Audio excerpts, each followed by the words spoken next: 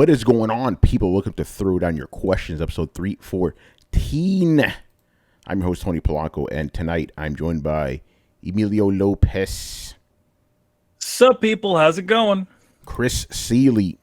Hey, what's up, everyone? Carlos Romero. Yo. Adam Vale. Sucker Free Sunday. Brett Murdoch. What's up? And Brian Majoma. According to some people on the internet, a 91 on Metacritic is a failure. Man, we're back with another. By the way, I have no idea why we're so washed out looking right now. Like, if you guys see this on the live chat, I'm like, the fuck are we all washed out for? Shit. Well, is your monitor? Huh? Is your TV in 4K? I'm doing it for my TV. It looks, because I got my TV here. It looks fine on my TV, but on OBS it looks all fucked up. Oh, I know why. I got HDR on. Never mind. Problem solved. Excuse me. I have to turn that off. Yo, man, why are we in HDR, man? Yeah, right. We're in HDR now. You know. Man, no wonder me and that can get on camera. Oh, excuse me. All right, so that I got to remember to turn off. Then I have to do it again. Whatever. Anyway, we're back with Whatever. Sorry. We're in HDR now. Yeah, we're in HDR. Whatever. We're in HDR now. Yo, hold on. Hurricat, bro, you better chill with that type of questioning, man. Anyway, who gave us money? Piggy Dan subscribing. Thank you, sir. Appreciate that. Very appreciated. Okay. Anyway, so we're back with another throwdown. Actually, matter of fact, this is the last regular throw on your questions of the year, people.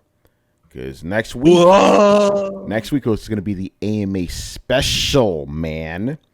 And for this one, yeah. So basically, we encourage you guys, if you don't ask us any game questions. Now I'm going to be a little bit more enforceable about it. Just ask us anything else but gaming, because that's what kind of the AMA is all about. And they're just more fun that way. You know, you guys ask us gaming shit all the time.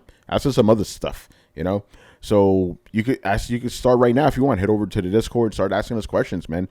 And 3 per person, people. So we're going to be here for like 5 hours answering questions. We're going to get all of them, son. So it's always good. And also, last week's episode of Throwdown was also the last normal episode of the year, because next week we will have our end of the year special where we're going to go over all the big gaming news, all the big games of 2020.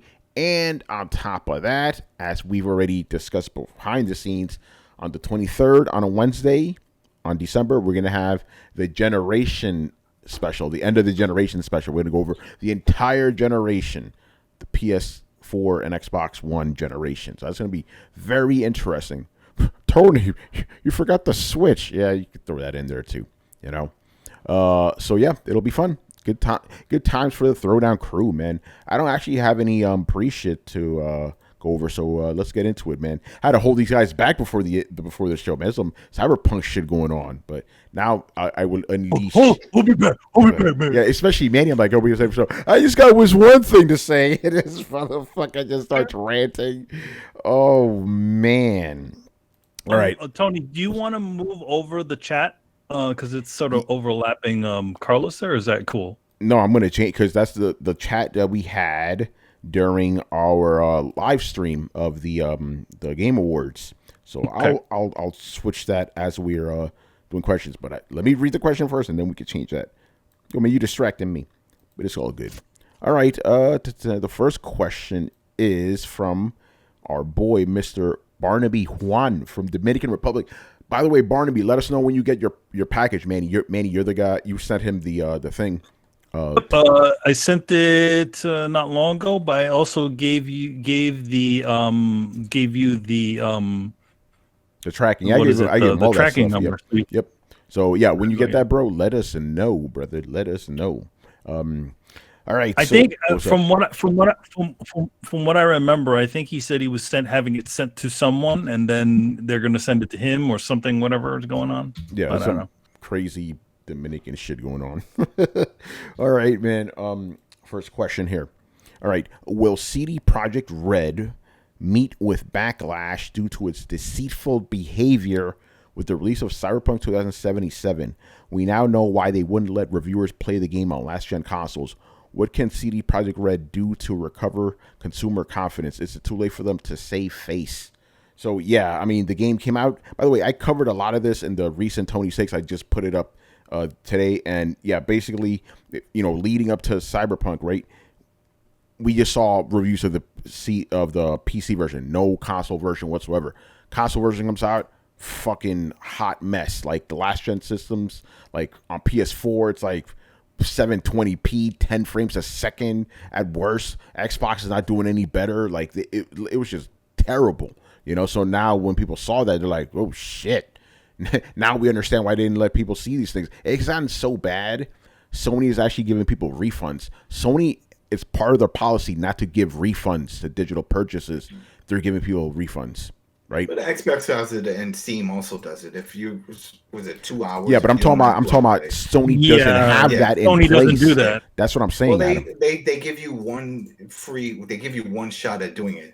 And I have had it done for myself, not with this game, but with another game. It was Wolfenstein. I had an issue with it. They make exceptions sometimes, but I'm talking about as a general rule. It's not part of their policy to do that. So the fact that they're doing this for hundreds of people, maybe thousands, I don't know how many, says a lot. Didn't they do that for No Man's Sky? Wasn't that the one that they just made that exception? It's like, all right, we're going to give everyone. I'm not sure. Yeah. No, they never did refunds for No Man's Sky. I'm certain that they did. They did.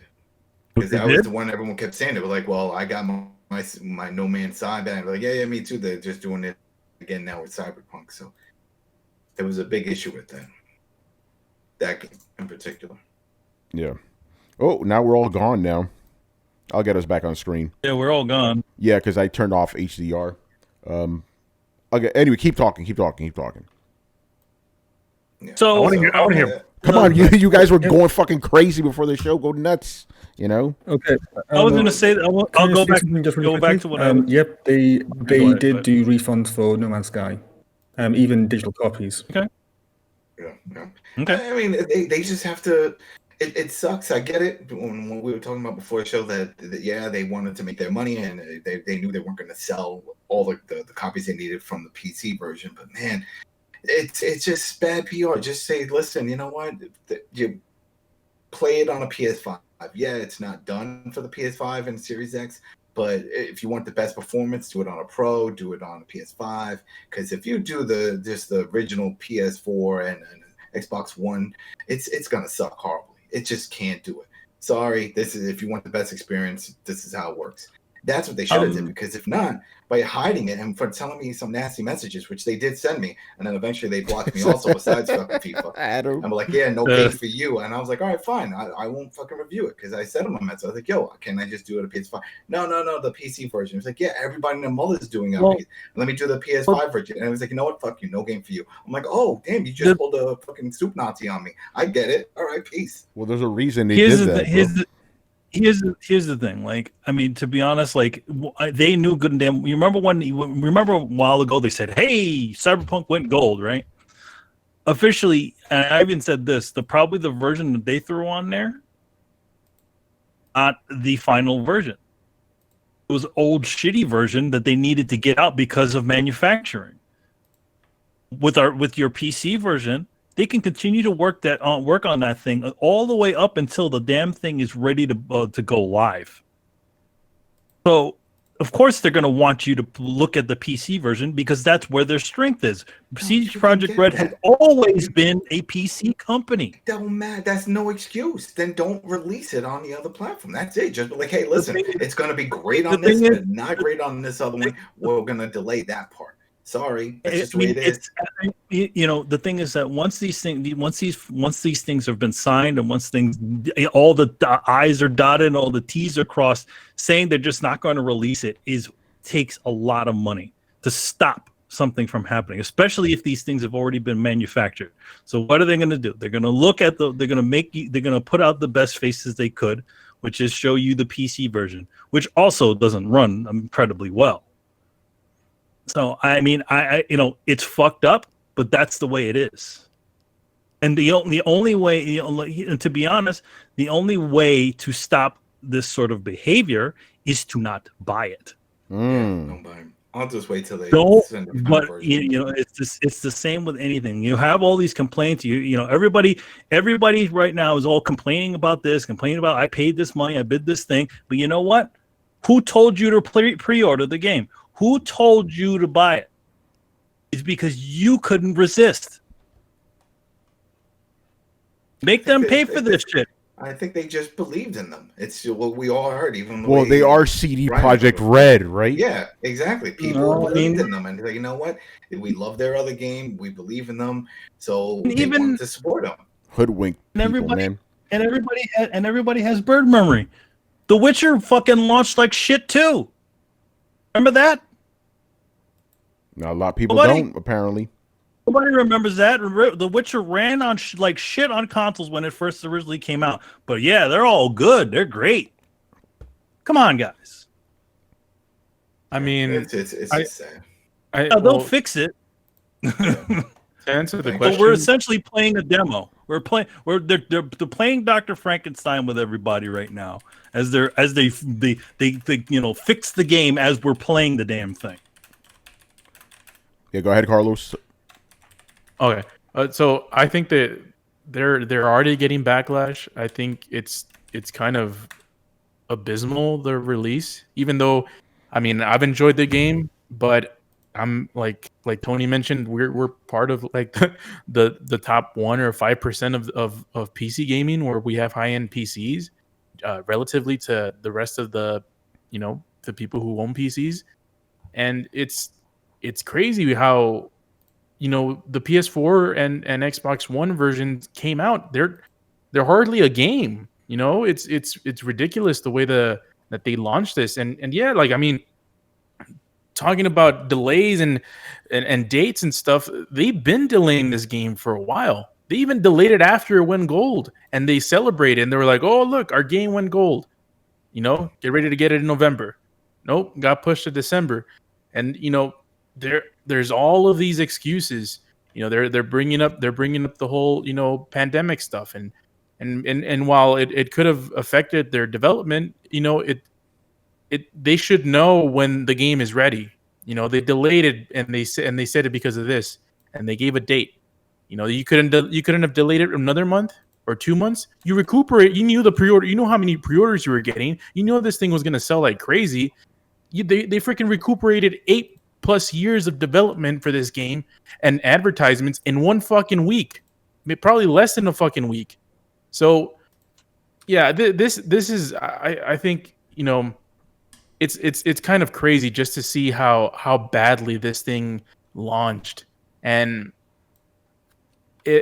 all the flack that they've been getting, it's all well deserved, because it's people were hyped for this game. They said they were going to release it for the old gen consoles, and they just didn't get a game that was playable. It's kind of sad. I think the biggest part of this is really them, and this is also proven before. I think them getting a real working PC version would have been the main thing, and then as everybody said, just release the game later, and just not have even when they initially made that initial announcement, they probably shouldn't have even mentioned PlayStation 4 or Xbox, and just say it's just for PC. Yeah, but Then- the thing is, they announced Cyberpunk before the PS4 and Xbox One even came out. Yeah. Think about that. Yeah. The game was announced in 2012, a year before last gen systems came out, right? It's ahead. funny because it's funny also that you say that, because it's like everybody it was announced before the last gen consoles. So, and even then they weren't even saying what it was for. Yeah. So they could have easily just said, okay, yeah, these things, once the time had come, they first didn't say that PC version, and later on, but oh, hey, by the way, the next gen, it's coming to next gen consoles to take advantage of the thing, So yeah, but obviously they didn't do that. Yeah. By the way, I really want to hear Brett's thoughts on this shit, but I'm just going to throw this out there for you guys who didn't check out the Tony's take. I'll give you a summary of it. This is what I think should have happened. Obviously, it's a moot point. It's already happened. I think the last gen version should have been canceled outright completely. And if people say, "Oh, but they promised us those versions," doesn't fucking matter. Sony promised us The Last Guardian on PS3. They didn't do that. They gave it to you on PS4. So they should have canceled the PS4 and Xbox One games completely and delayed the game for an entire year. And this is why, right? Because you don't. Some people are saying, "Oh, you should release the PC version first and then the other, the console versions later." No, it's not going to work like that. You want a global launch, so delay the game for an entire year, because by that time you're going to have the user base of the PS5 and the Xbox Series X in the low double digits, 10 million each or whatever, right?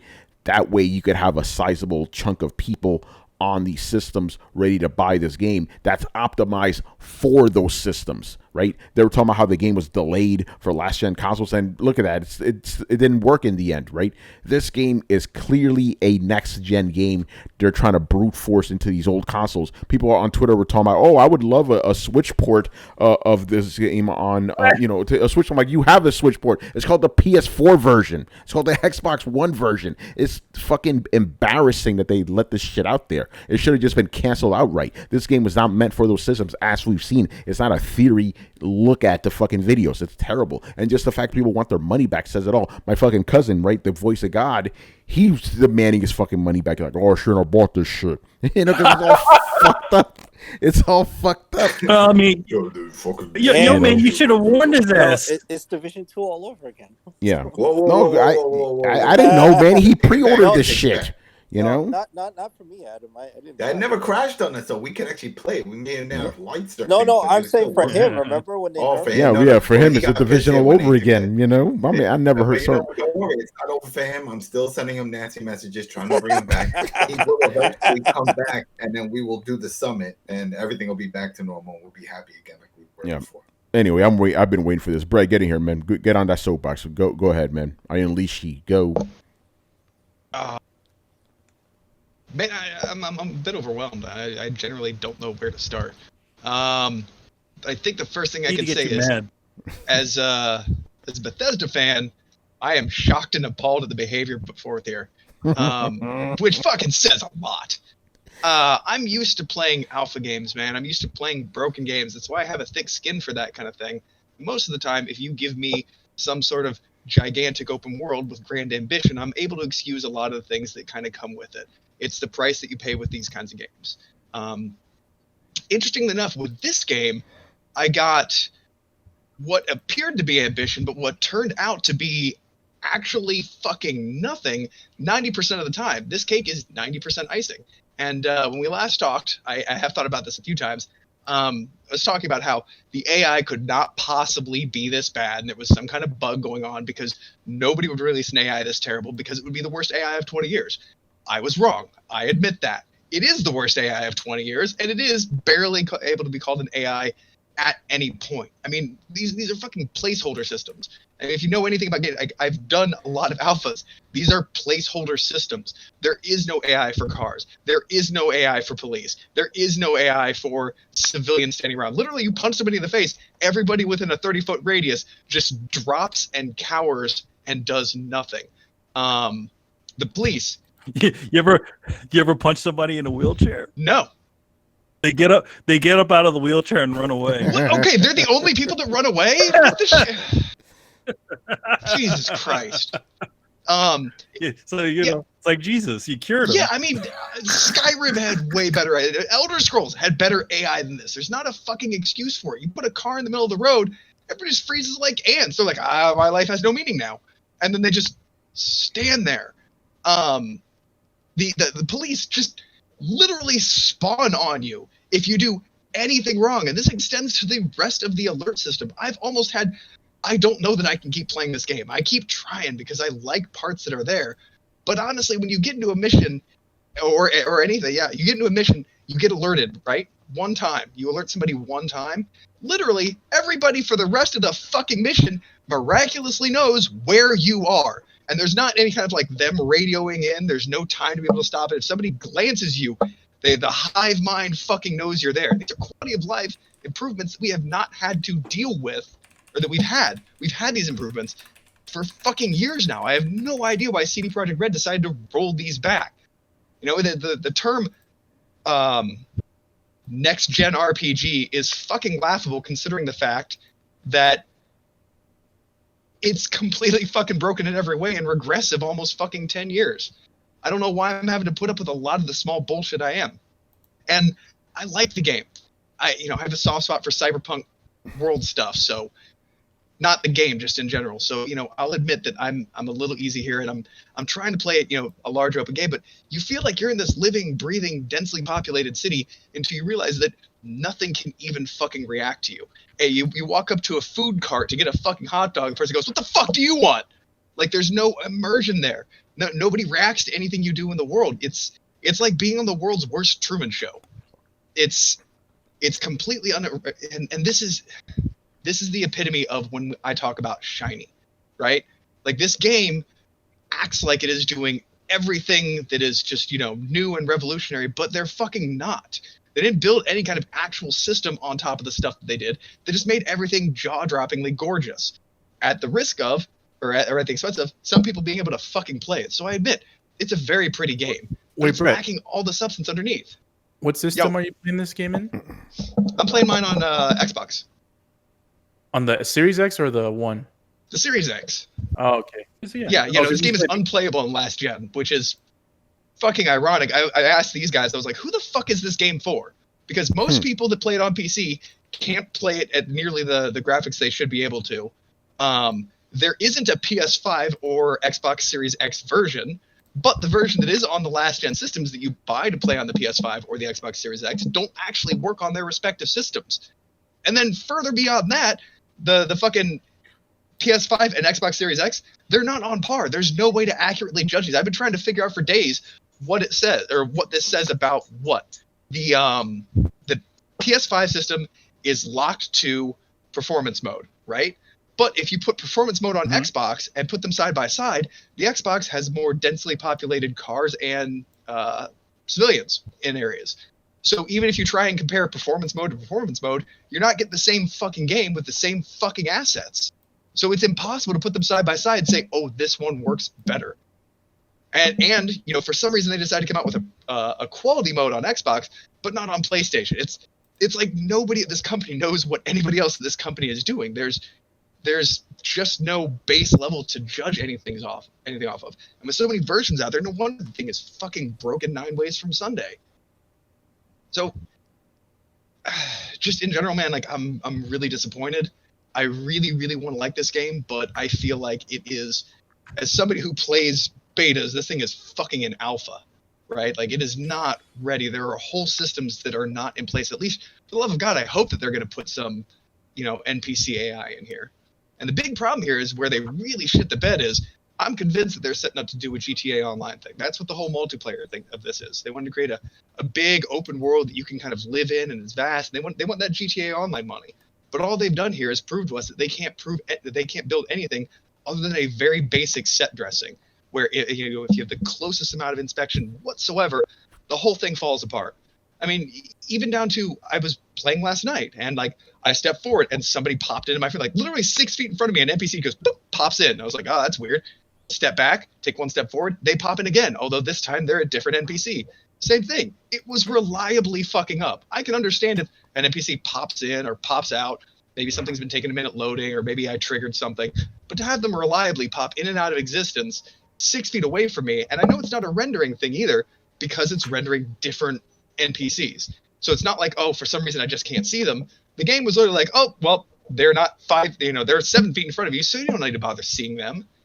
It's bullshit, and I'm really perplexed as to, I don't know how we got here. Like, I expected so much more from CD Projekt Red, and then I remind myself that CD Projekt Red went public about 8 years ago, the time that they actually launched, way prematurely, Cyberpunk. And another thing I want to throw out here, just while I'm here, and another thing, this is not an 8-year-old product. I don't care what anybody fucking says. This what we are seeing now cannot have been in development for 8 years. Just no. This is 3/4, and I realized that they announced the game several years before they worked on it. Let me state that again for those of you who don't know. They announced the game several years before they had even started working on it. They told us when it was a glimmer in their eye, and then proceeded to not do shit for it while they finished up Witcher 3. Do I know why? No. Does it seem weird that they went public around the same time they started doing this stuff? No, I think that makes sense. But the long and short of it is that they pushed out not just an unoptimized game, but an unfinished, buggy game. Like I swear to God, if I catch any of you saying you like this game and ever say anything else about Bethesda game again, I'm gonna drive to your house and fucking slap the shit out of you. That's hilarious. By the way, here the funny thing is, the actual game itself is not even an issue I have. Like, I haven't run into any real bugs. The game doesn't crash on me. It's fine, on my end. Definitely, don't get me wrong, it's not bug free for me. There's still some bugs here and there, but it's not on the level of a Bethesda game, So I actually don't have a problem with the actual game. It's just I don't like how deceitful, that's the only word we could use, CD Projekt Red was. They purposely didn't send out last gen versions to review for a reason. You see why, and I still believe they should not have released this game on these systems. It's just like, you could see the results. It doesn't fucking work. I know there's people out there saying, oh, maybe they're going to optimize it and make it better. Yeah, maybe, but it's clear this is a next gen game. It should not have been released on these systems, man. So they really should have concentrated on the PC one, and then just built all the subsequent versions of it like they did the previous times, right? Well, and we don't know how that worked. Yeah, go ahead. It leads to the whole fucking discussion that we always have every fucking month. And it's like scalability. Everyone says, "Oh, you just turn in some sliders here and there, and it'll work." No, Boom. no. If that's the case, scale it down, scale it up, scale it sideways, scale it upways. That's just not how it works. And this is a prime example. This is one of the biggest games of the fucking year, and the fucking game is unplayable in some systems, and it's barely playable in the others. So it just leads to that whole narrative saying that you just scale games, and because they're the same architecture, x86, that's the magic number, and boom, the game works. Yeah. Just like anything, every single time, all these things need to be vetted and need to be tested and need to be looked at. So, it's not just a matter of just toss it on there and then it'll work. There's a lot of things that you need to worry about. You even what Brett said, it was like, the Xbox Series X version of it has multiple modes. It has a performance mode and it has a quality mode. The PlayStation 4 version, was PlayStation 5 version, just has one mode and it just runs at 60 frames per second. The older gen, the PlayStation, original PlayStation 4 and Xbox One, it's even worse. Yeah, so either way, we're just talking about the Pro version of it, where it actually just runs okay. Yeah, the Pro version, whatever. But yeah, the last gen ones it's a shit show. It really is. It's embarrassing. It is. I think they just. Yeah, I agree. I don't think they should have canceled it, but I do think they should have just waited on them. But the problem being is, they, as Brett said, they also went public, so they don't want to be left out. You have a whole market of thousands and thousands of PlayStations and Xboxes sitting out there, and to not launch on them at all would be probably utter suicide for their company. Can a PC game, with the budget that they spent to make that game, even break even? I don't know. Well, they did break even. Well, with console games. No, they did. They did it having a PlayStation and they had an Xbox. If you didn't have PlayStation and Xbox sitting up there, could they have done this? Oh no, of course not. And this is why I suggested they should have delayed it for a year, because you could have. Hold on. You guys, you realize that only 41% of the titles were sold on consoles, right? What happened? Only 40% of their sales so far have been on consoles. If you're looking at the same graph I did, that's UK sales. So we got to know worldwide sales. If you're looking at the same graph I did, sure you can extrapolate that out. Okay, go ahead. I'll let you guys. Yeah, so I actually think that they could make the money back. Again, not in like a week or so, but maybe in like a month. May. But I think here's the thing. Like, I don't know if it may be in a month, but that's not a guaranteed. I think to be honest, they wanted that money here and now. So if it meant putting out a really shitty version of a console and then essentially cranking it around and patching it, that seems to be the option here. They literally, with all the consoles and the PC version, they were able to pay for their whole budget. So now they have to get into the process of actually, buckling down and fixing it. By the way, let me also mention how quickly they managed to fix a bunch of these things, that have been happening with these versions, which leads me to believe they knew what issues they were having when they initially dropped these things. Well, of course they did, but and they had to get it out. Yeah, and they were already working on these things already. They knew exactly the state that they were launching in. Yeah, that's not even a conspiracy theory. That's just a fact. The only big question mark is how quickly they could actually get these updates and patches out. Well, I mean, it's an issue. Like, there's this thing called, and for people who develop and test, there's this thing called regression testing. If you implement new fixes for something, you have to make sure it doesn't break something else. So it's not as simple as just like, okay, I'm fixing this, should be ready. Like, it takes time to fix something, make sure it didn't break everything else. Put it deploy it into a repository that has a lot of other new fixes coming in. So it's a process, man, and yeah, like it's this game got delayed several times, and they gave us the 21st of or whatever date in December, and it's like, man, they should have just delayed it. I mean, just if oh, go ahead, Chris. I get your point about regression testing, but this game obviously suffered from being out of scope, like way early. Like they bit off more than they could chew. It took too long to develop, and then eventually your investors and your loans come calling, and regression testing, like you said, it goes out the window. Oh yeah, you're just pushing forward with features, more stuff, bigger and better looking stuff, and then we didn't see that. Like Manny said, the guy in the wheelchair gets up when you shoot him. Like we didn't check that, So people are finding all these problems, frame rate issues, whatever. And now the game launches, and then it has to be fixed in post, like big time. So, yeah. We're getting a lot of hot fixes. By the way, just real quick, because this is all the same topic, because Barnaby Juan also asked, will there be fixes for the last 10 versions? Yeah, they probably will be, but there's still not going to be the optimal way of playing it. And Berserker Guts asked us, should I bother buying the game just on base PS4? No. Don't do it. Don't do it. Save your money. So go buy something else, bro. Go buy something else. Yeah, I'd say buy Miles Morales, because that runs damn good on the PlayStation 4. And Brian, get in here, man. You're the guy who said this is CD Projekt Red, and CD Projekt Red we trust. They can do no wrong. So what do you say about all this? I said that they can do no wrong. I said that I have faith in them. There's a difference there. Yeah. I never say that any company. Again, I've been the one that says that every company can do something wrong. So I've never said that they can't do no wrong. Oh no, you actually didn't, but got to make it fun.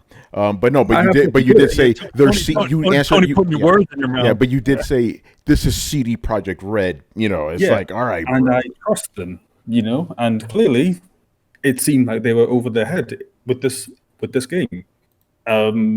Again, I'm trying not to really just repeat what everyone said, but yeah, this game came out. It was not to the quality that it should have been.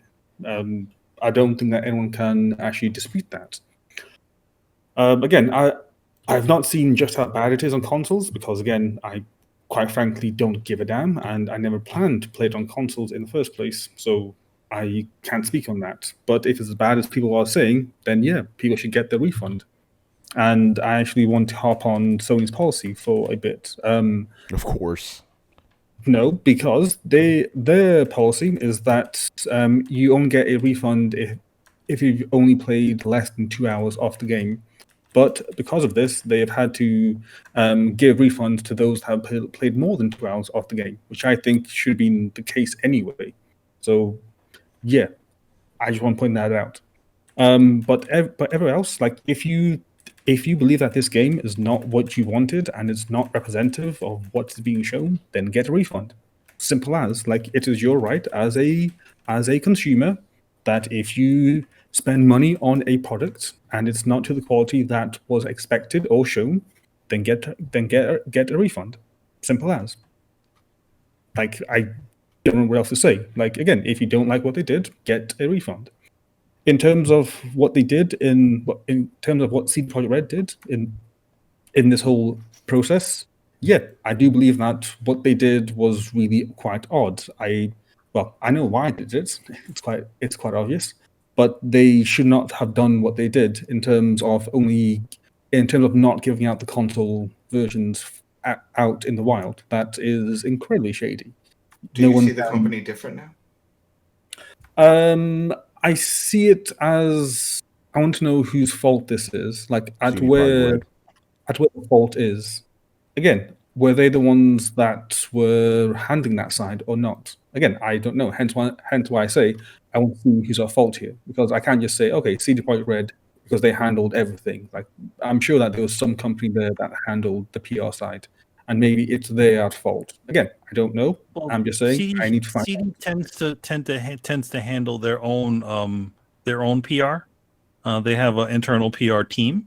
So if anybody's doing any of that, for those of you who've gotten a code, like, Tony, Adam, were you speaking directly to a CD Projekt Red person, or were you speaking to a person who was a representative for CD Projekt Red? The rep for CD Projekt Red. And they sent me this whole email about. So he was. So it was. It wasn't like a third party. I don't know any. Yeah, I don't know of a third party that runs CD Projekt. I think CD Projekt Red does their own shit. Yeah, they do their own shit. Yeah, that's right. Okay. So they're the ones to answer for that, Brian. So my guess is marketing said, well, this game is pretty bad, or probably somebody at the top said, hey, this is pretty bad shit. Okay, let's focus on our main thing, which is the PC, because that's where the strength is, and it's probably the best looking example of it. And then just sort of downplay whatever the other ones. The other part of it was the not only did they not give certain sites these things, but they also stopped them from showing any footage of their own footage of these things. Digital Foundry actually did a portion about it, talking about the console versions, and they're like, yes, we can't actually show you any sort of console footage. CD Projekt Red knew what their shit looked like. Yeah, shout out to Introspect for following us on to Twitch. He's enjoying the chat right now. No, you're right about that. They definitely knew what they were doing. But think about it. Even with the PC version, they didn't allow people to show their own footage before the game came out. Because remember, different PCs play the game differently. Yeah. What's the ideal? Like, okay, I want to know what's the ideal setting to get for Cyberpunk, to get it to run as good as that initial demo they showed of the beginning of the game. Whatever John Linneman from Digital Foundry is rocking. Even John says that he can't even he's not getting it perfect. No, he's not. So nobody can get it. Let me ask you guys this. Yeah. So this game came out without some of the features promised to us, and I know the conversation is always this happens. They always show us different things in the beginning. Question, Brett. They don't always quite make it to the end. What features did they promise that are not in the game, just for the sake of clarification? A living, breathing world. AI. We can argue on AI. All right, Brett, that's again. I don't think they promised you that, man. they promised us AI. Come on. They didn't. They never Brett, said that. Man. They didn't say we got AI. wait, Brett. When you shoot them, do they do something? Not really. No. Do they do something? No, they don't. That is something. That counts as AI. You can argue good AI, because I'll give you that. It's not good AI, but you can't say they promised AI and they didn't give us. They gave us bad AI. Okay. Yeah, Brett, I'm at the front lines with the pitchforks with you, but those things. They didn't promise any of those things, man. I'm on your side right here, bro. But they didn't promise that shit. I swore they said each, the characters inside the game would live rich. They thinking about another game. They didn't promise that. Yeah. That sounds like a Peter Molyneux game. I was expecting, issues with it, just like any other game. But when it starts hard crashing constantly and you can't even complete missions, that's a problem. I hate that. And I hate playing a game and it's like all of a sudden it just crashes and it's corrupting save files and so that's going too far.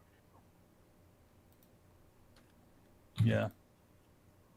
It's It's a mess, man.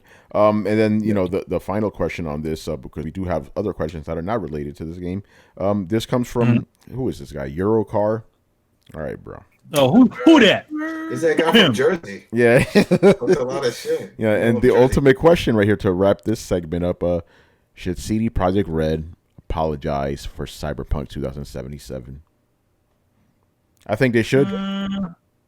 I think they should. I don't know. I think they should, to be honest. I think they should as well. I don't know. I mean, did the guys from No Man's Sky apologize for No Man's Sky? I think he eventually did, yeah. No, they just kept quiet. He kept quiet. He kept quiet. He should apologize. 5 years later, he should still apologize. That's fucked up. You know what he did? You know what he did? He apologized by getting to fucking work. Yeah. That's what he did. So that's what CD Projekt Red should do. Be like, do the initial thing, yeah, and then just continue to fix that shit until it's done. Yeah. But to be honest, go ahead. I'm just gonna say the optics, it's like, yeah, there's a large install base playing your video game that can't play your video game, and you're touting about numbers. All right, man, that just looks bad. Yeah, that's not good. Well, that's not for us. When they tout that stuff, that's for investors. That's for investors. By the way, the reason that we got the game in the state is because of investors. They wanted that shit out this year. But here's the thing too. They didn't think this blowback would be this bad because two factors played against them this year. The console launches were terrible because of Rona, right? This year was unprecedented. Right now, PS5 and Xbox Series X should be way more widespread than it is now. And they could have kind of coasted by. There would have been some backlash.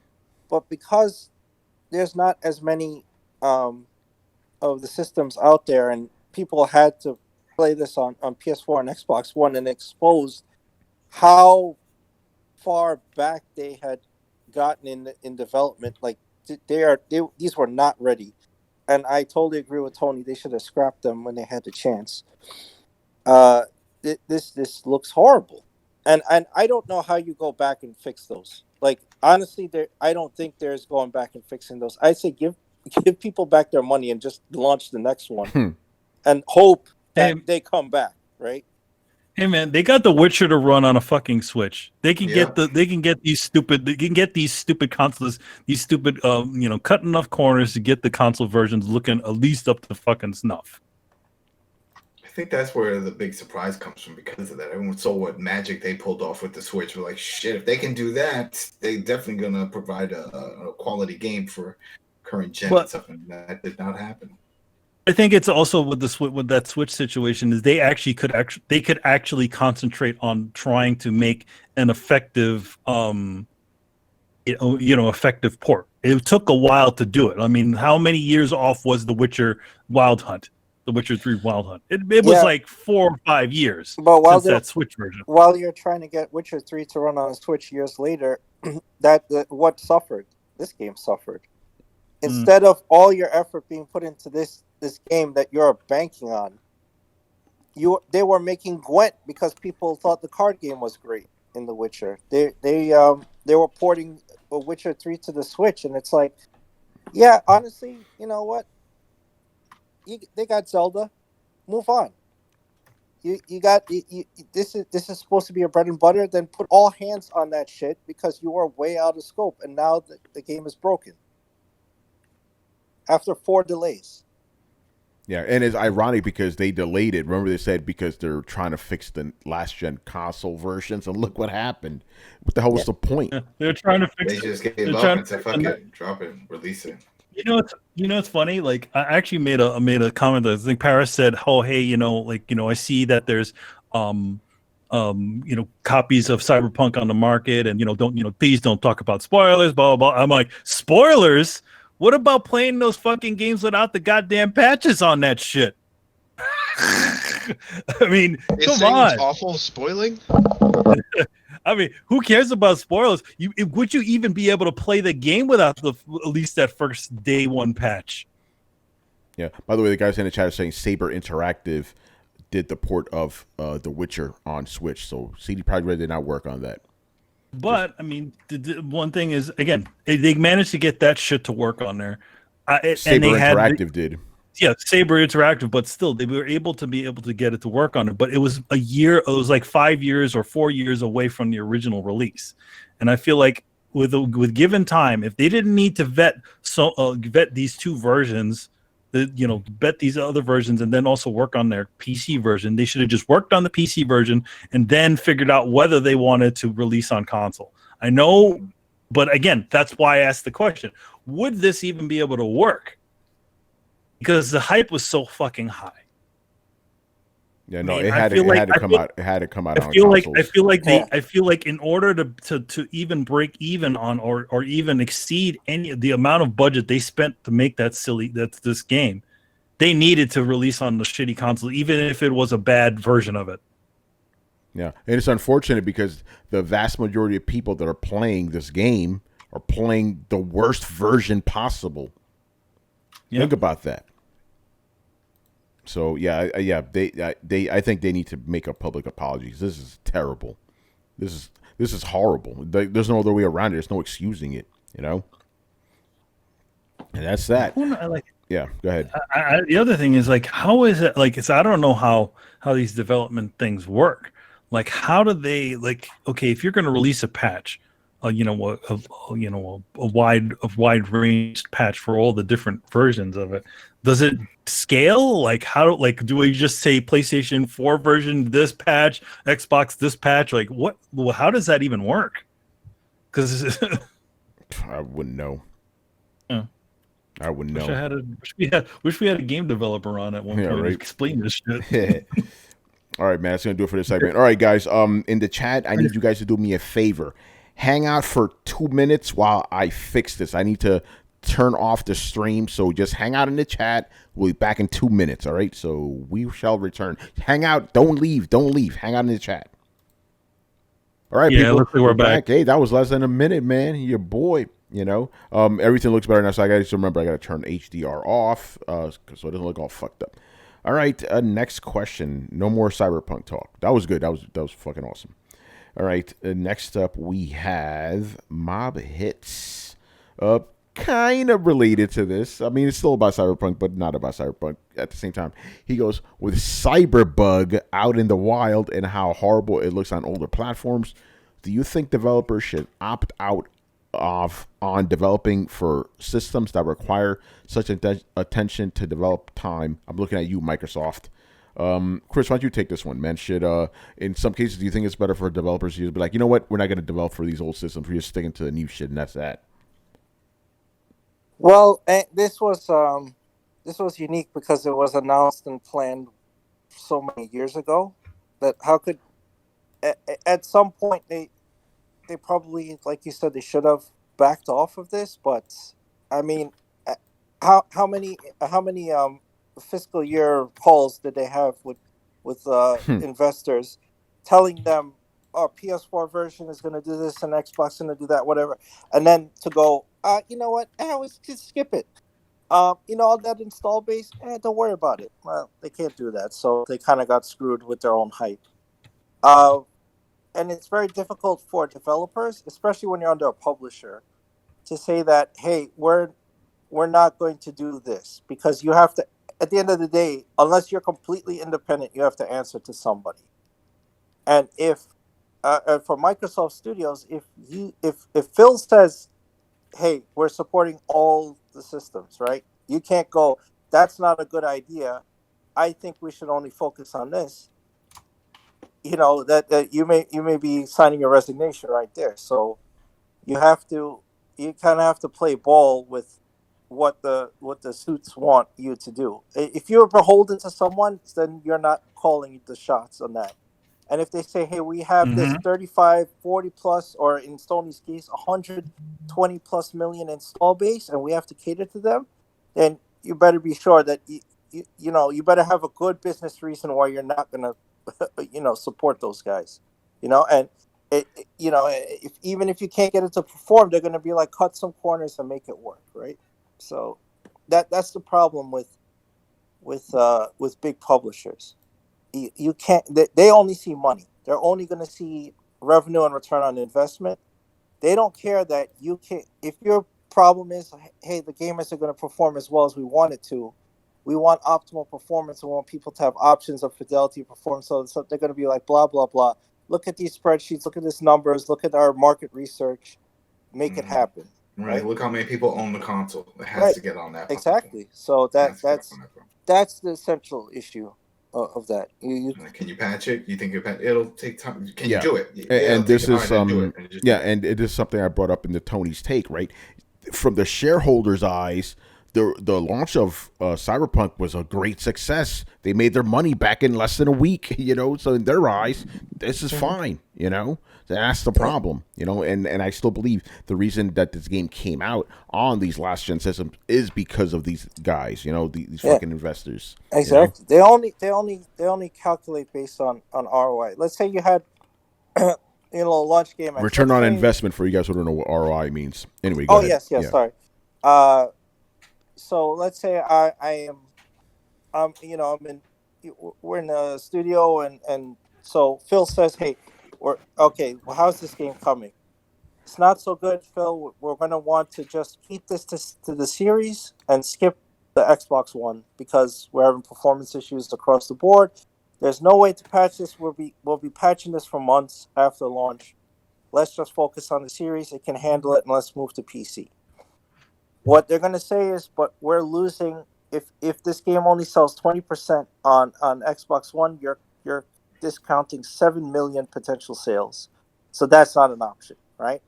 And if you move to Sony and make that argument, let's say it's another studio, and you tell Sony Studios, hey, again, we should preserve this for PS5. We're having a ton of issues with PS4. We should skip this version. Same story. Well, guess what? Now you're talking about losing 30 million potential sales. If you're only at 20%, if we could only sell 20% of that market, we're losing almost 30 million potential sales. Then your argument's moot, right? It's like out the window. No way we're losing out on 30 million potential customers. Exactly. Yeah. The sad thing about businesses is like there's so many factors when it comes to doing these sorts of things, and if they can't, if a company like CD Projekt Red, who's they can't, if their investors are saying, hey, listen, we want this there, and we need to make that we need that shot in the arm of cash from this shit, that means you're gonna get a shitty version out there, and it's just it's the way it is. But again, like I said, with all these things before, if you don't like the practices that these companies do, stop dealing with it. Cut the cord, man. Because if you continue to keep buying and keep accepting what they are giving you, you'll get less and less of a product. Yeah, man, that's what happened with this game. A lot of people just pre-order. they just pre-order. That's it. They pre-ordered it based on the faith because it looks cool, and you can't deny it. It does look cool. The game looks cool. Whatever they showed, cinematics and the things that they should, it looks cool. Keanu Reeves looks cool, but at the same time, just because it looks cool, just because it all this sort of stuff doesn't mean you should go out there and do that.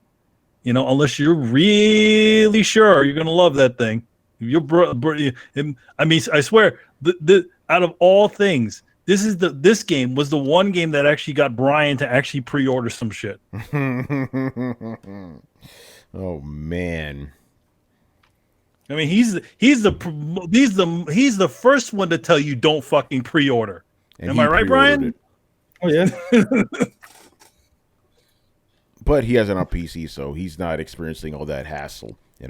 No, he's not getting what the console people. He as many of the master PC race would say, he owns the superior version.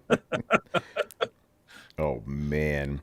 All right. So again, should they stop making games for last gen systems? Yes. Will they? No. They not for another 2 or 3 years.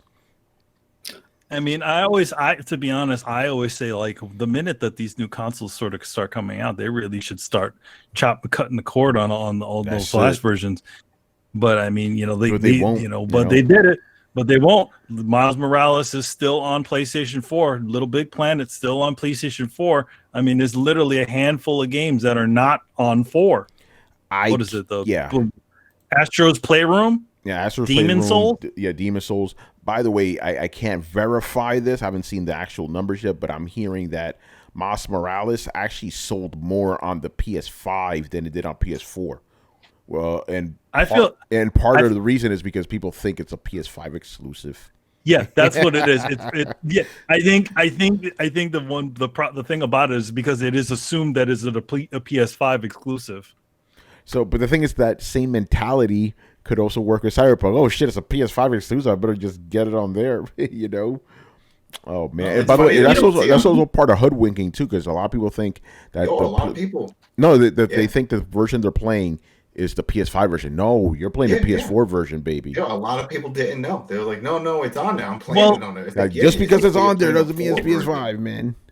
Here's a funny thing about the PS the last gen versions of these games running on the new gen. There is a fair amount of sensing that these games do. They know that they're playing on a newer console, or a lot of these things wouldn't exist. PlayStation 4 does not.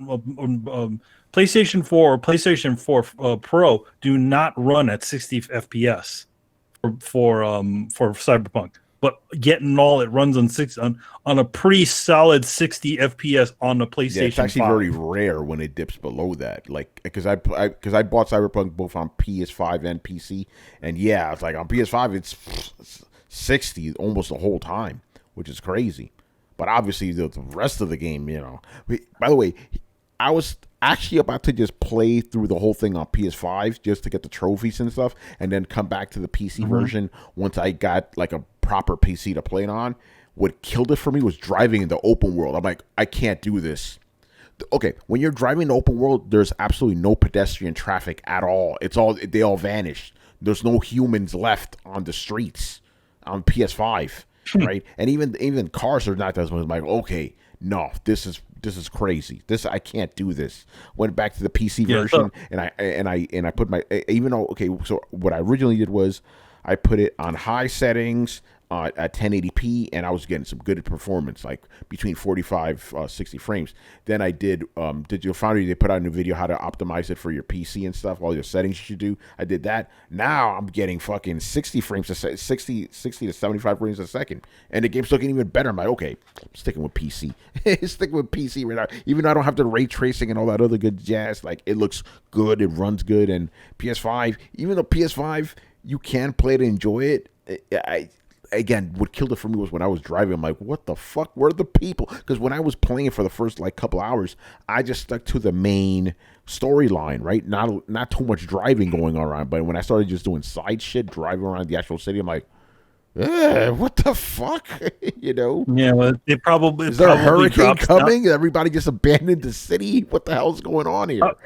It probably does. Like, you know, what it does is it probably lowers the density of crowds in the cars in the game to kind of keep the performance up. But you know, it's funny. Grand Theft Auto used to do something similar, but it didn't do that with the crowds. It would do that with cars. And it would copy cars, you know? Yeah, you would see, like, if you were inside a specific car, you would see duplicates of your car all over the environment, like more than usual. Yeah, which is annoying. Remember those missions where you had to find that specific car? You'd never find a fucking car. Then when you find that car, it's all over the road. It's like, what the hell, man? So yeah, because as soon as you got into it, then it loads that one up, and then like, okay, yeah, we're just gonna load the same one up, but in different colors to make you think that there's more cars on the road. And my other favorite Grand Theft Auto glitch, or not glitch, just weird thing. As soon as you started walking on foot, there's no more cars. I'm like, you're trying to find a car to rob. There's no cars around. Like, what the hell is going on right now?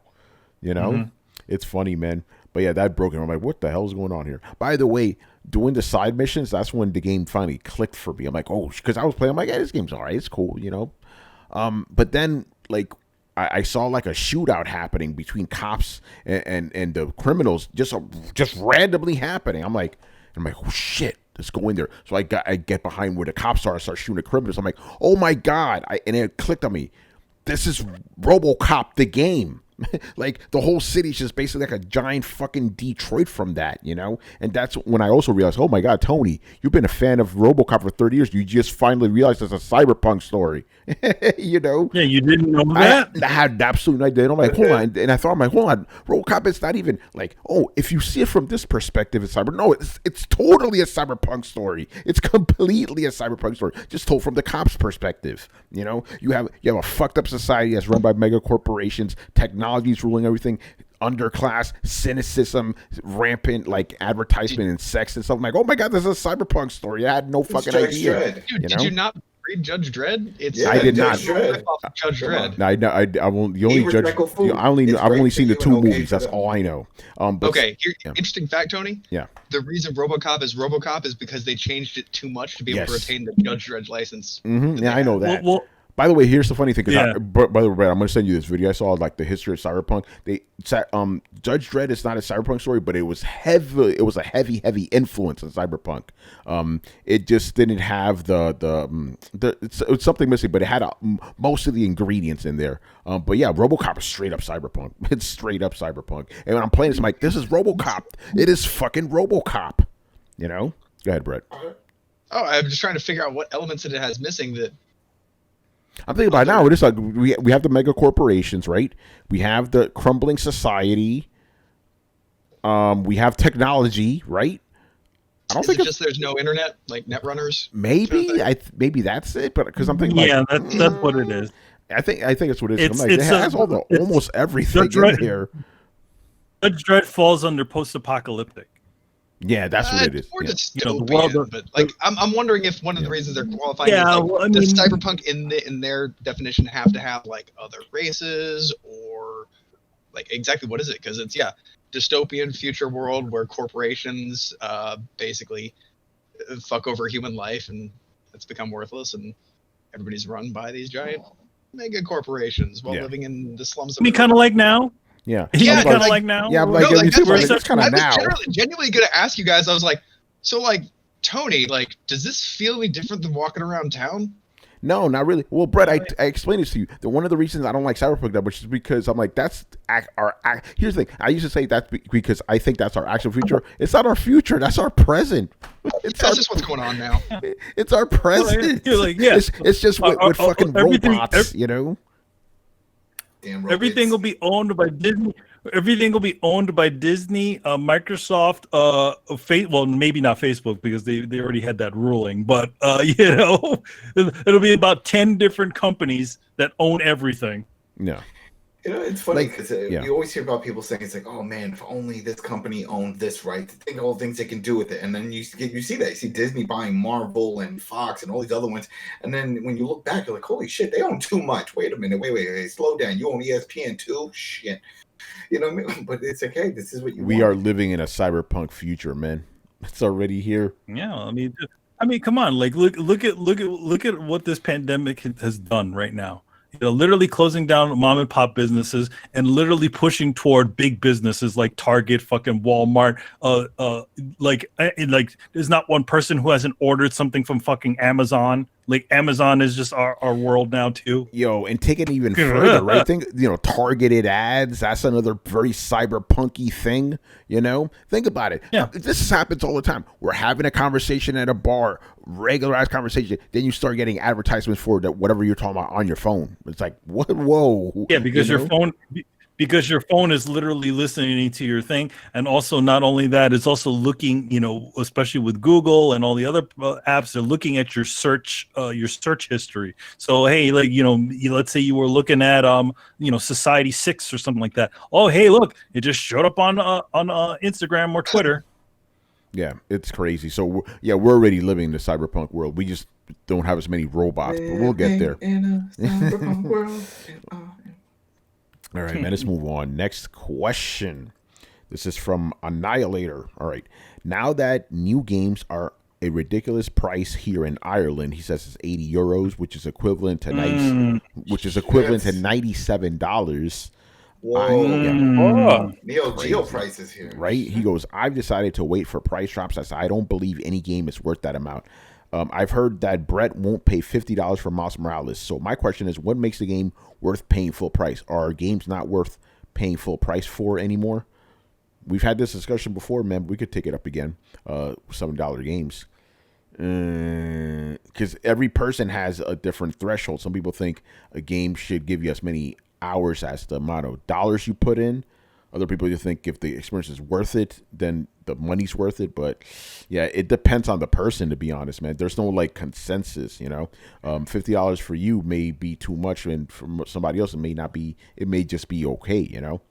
Yeah, can I also clarify? $50 is too much for Miles Morales. It had nothing to do with like games necessarily in general. It's very few and far between that come around like that. Like, look, I'm not going to pay $50 for a 10-hour game. I don't feel that dollar per hour is acceptable. Like, I'll pay $100 for a game if I really like it, or if I know I'm going to like it, or if I'm going to put the time into it. But if I know that there's 10 hours of content here, I'm not looking to put in $50. If there's there's 4 to 7 hours of content, there's no way I want to pay $60.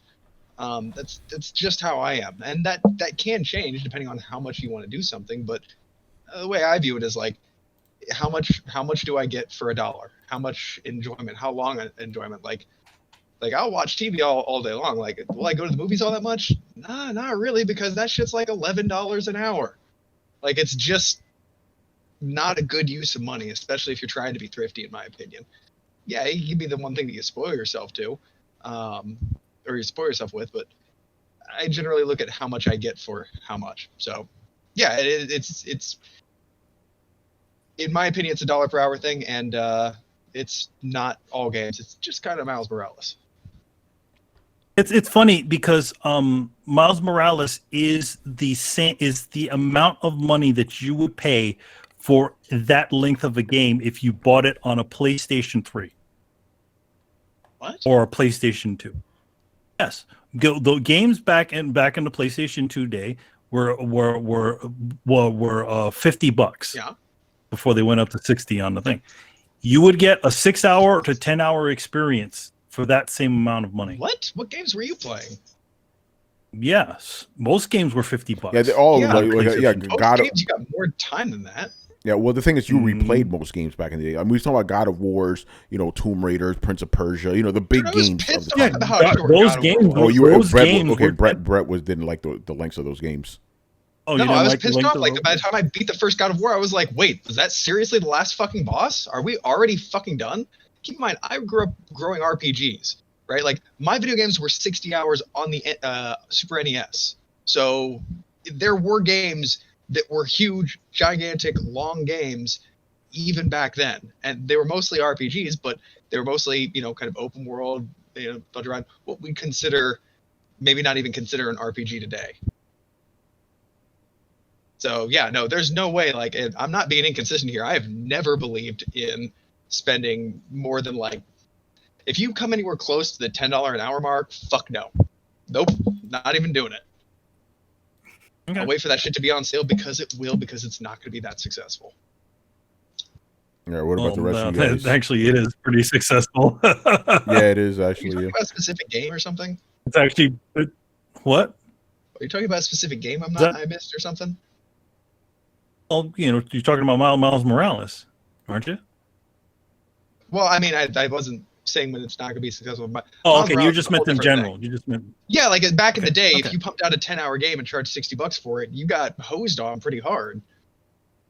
Unless it was like that was a lot of games. That was a lot of games. People were coming. Granted, back in the day, if you really, you know, most games were, you know, like I'm talking about big AAA games in the PS2 era. Yeah, people were perfectly fine with that. But 20 hours is way different than 10. A $50 game. Yeah, and it's nowadays how people demand every game be $100, 100 hours long. You know. Yeah, but 20 hours is again different from 10. It is in fact twice as many hours as 10. Yes. So I won't pay $50 to $60 for a 10-hour game. If you're talking about a 20 to 24-hour game, that's a different conversation. Yeah. Okay, got you. All right, what about the rest of you guys? And then, and not to mention, back in the old days, you know, if you want to talk Nintendo games, they were charging $70 for those things. Now $70 Thanks. in 80s money. Yeah, but you don't even know And how 80s long money. it would take to beat those because they made you start over all over again. Yeah, just No, look back. you- God of you- War 1 was 20 and a half hours. Not 6 to 10. Wait, which one? First God of War was 20 and 1/2 hours. That's bullshit. I beat that in 9 hours, man. They're bugging. They're bugging. I beat that shit. I remember because Brett, I had the same. I was like, "Well, shit." It's like, whoa, where's the rest of the game? You know, I beat that shit in 9 hours. Chris, Oh, go that's ahead. the Yeah, I mean, Chris, what about you? Man?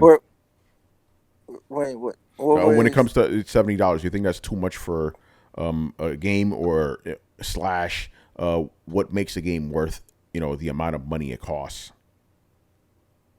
Well, it's a tough question. I think they should have tacked on $10 for a next gen tax. No, because they were already milking us, you know, 8 ways from Sunday with DLC and season passes and all that stuff, and people were buying it. Like, you know, people want content. They were actually like cutting up games or actually scaling back full experiences and selling them later.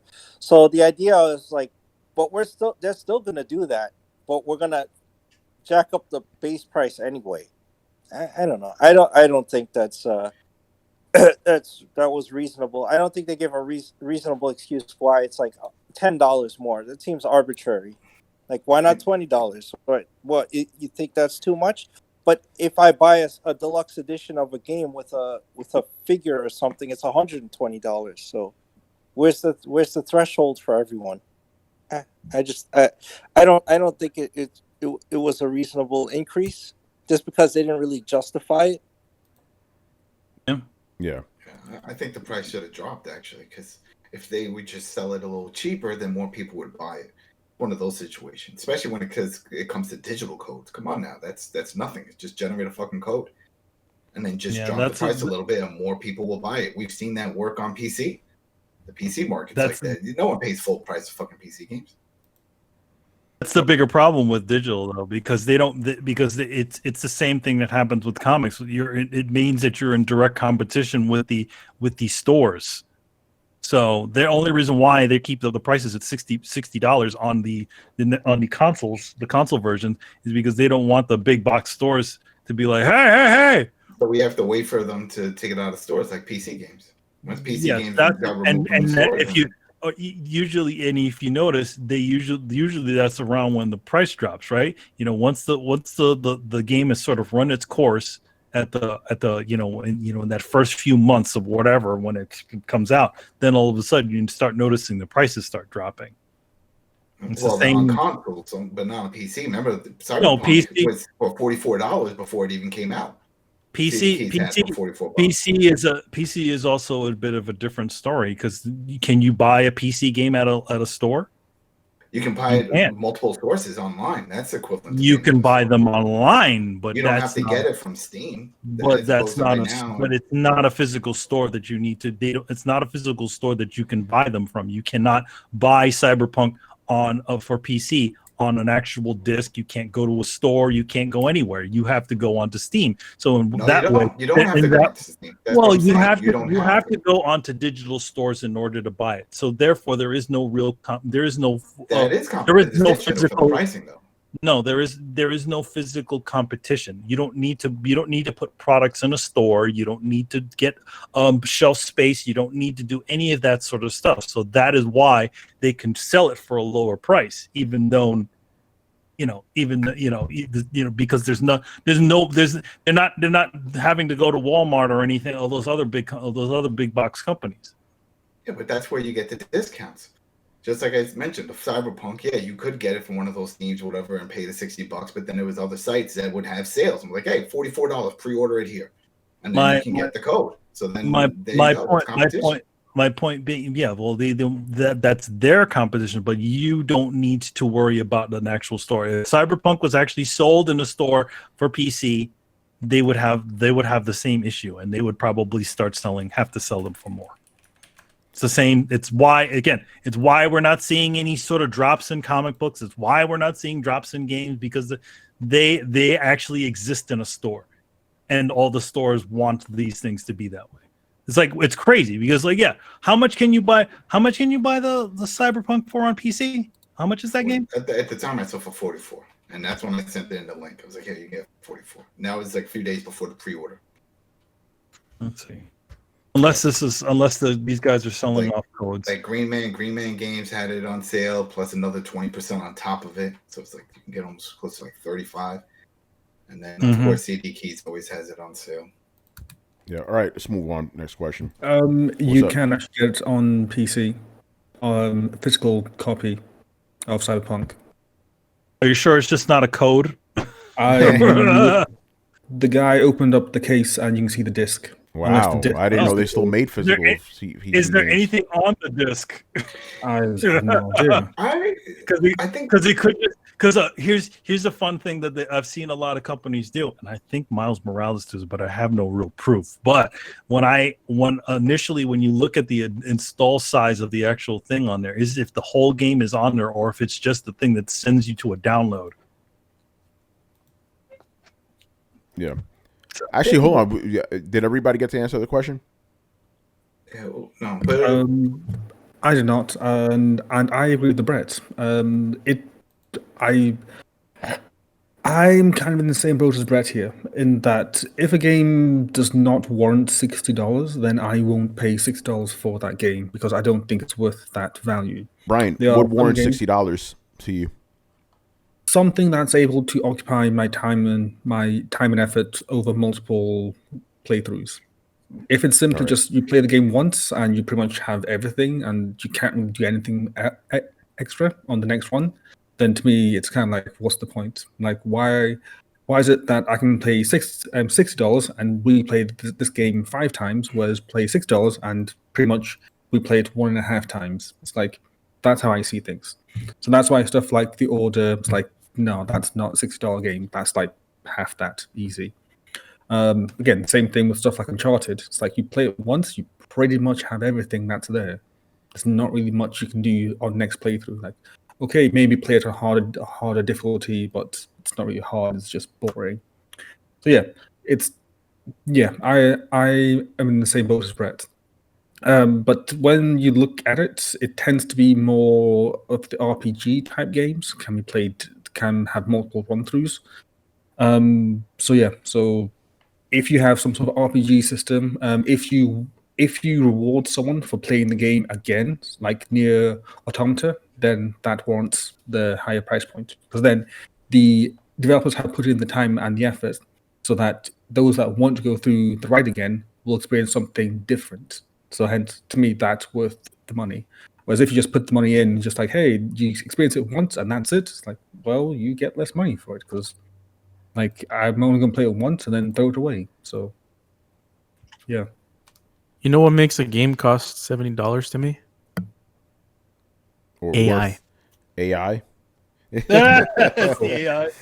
Oh, No man. game Good is worth AI or $70. any AI? I don't know. Man. Nah. No game is worth $70 in my opinion. Like, unless you've somehow managed to combine the best of every single genre that is available, then possibly, but that's not possible. You mean Horizon Zero Dawn? Well, for now. Nice one, Manny. No, I genuinely mean it. Like, I don't think any game is worth $70. I agree. I don't see the reasoning for the price hike, and it's just seems like it's just because they can sort of deal. I mean, granted, yes, it is. Granted, they are having to work at a higher resolutions, and obviously, it takes more time to create those sorts of assets and all that other stuff. But at the same time, theoretically, and as Adam said before, if the price is right, if you have a decent price, wouldn't it mean more people will buy it despite the price? Right? Yeah, that's how it works in stores, and those are just the whole. The problem is there's still that belief that, the game costs $40, it must be bad. That belief still persists. which is stupid.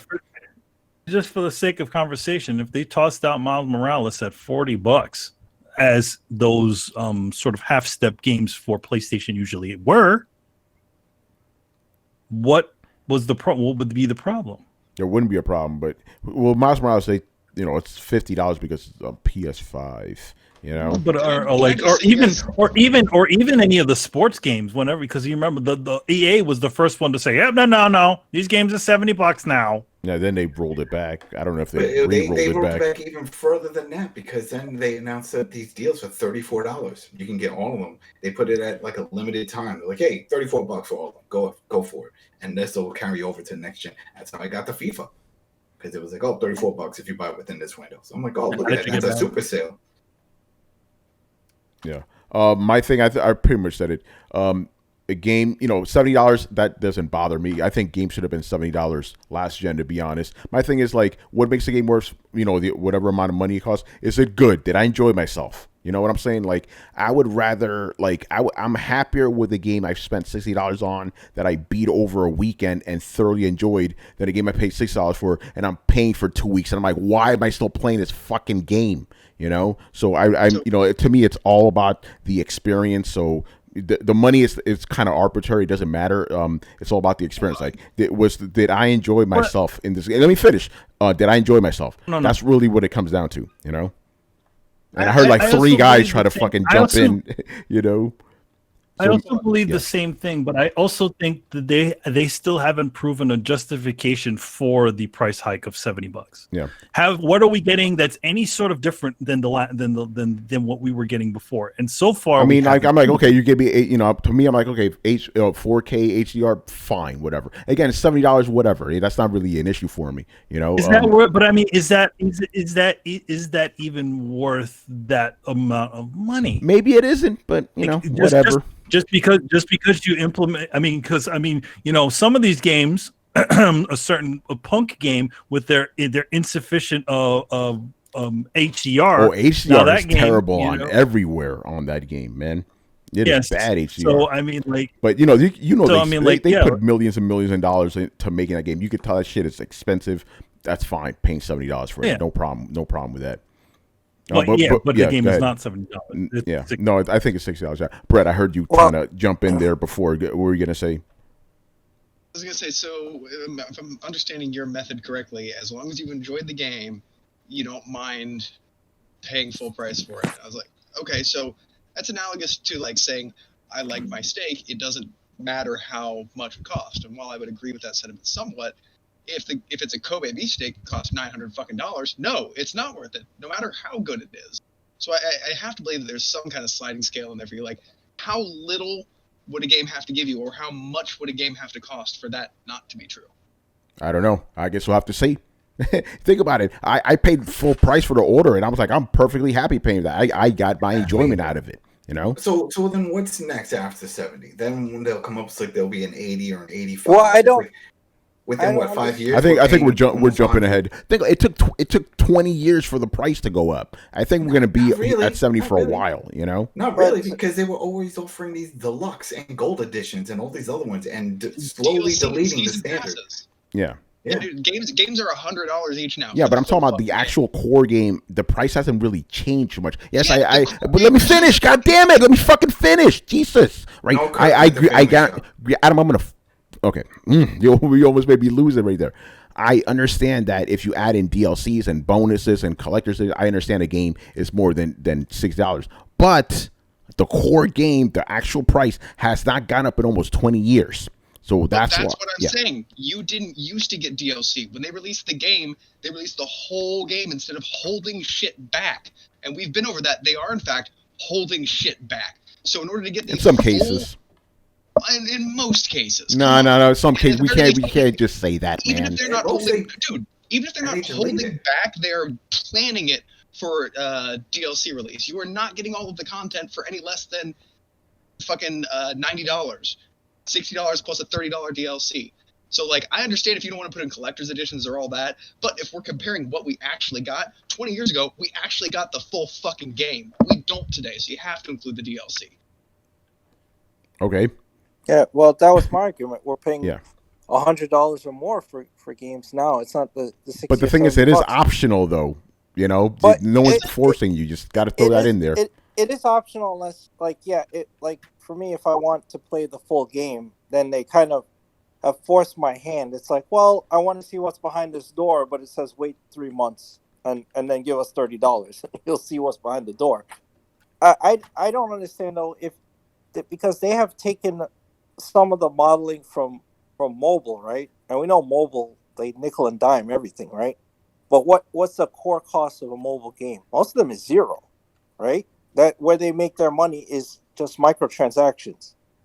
So when Activision and those guys started doing that in the games, they were like, "Hey, we have our core price, and we're going to do microtransactions." So we're bleeding Call people of on both ends. $60 and So- pay fucking shit. So if they thought that model worked, why not just drop the price of the game to $0, right, and get people on board? It's like, well, it's a free game, so what do you have to lose?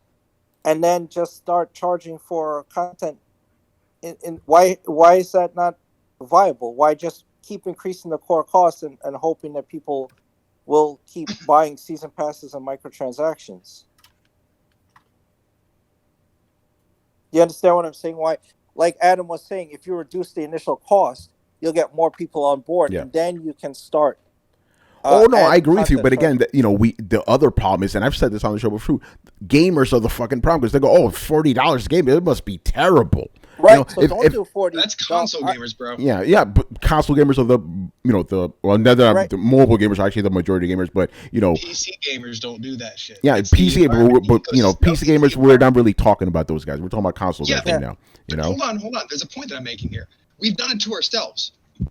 The console gaming environment is completely built by our reactions as customers. You want to talk about all the time about how PC gamers bemoan the fall of the sky every time some little thing comes this way. That's why they pay less. We've all kind of went like, okay, I see what you're saying. That's why we pay more. Yeah. So like, it's not so much that PC is this whole different beast that follows its special rules. It's that we determine and we dictate the environment. You dictate how you're willing to let other people treat you. Yeah. We've done that. Console gamers are not like that though. They're like, fuck it.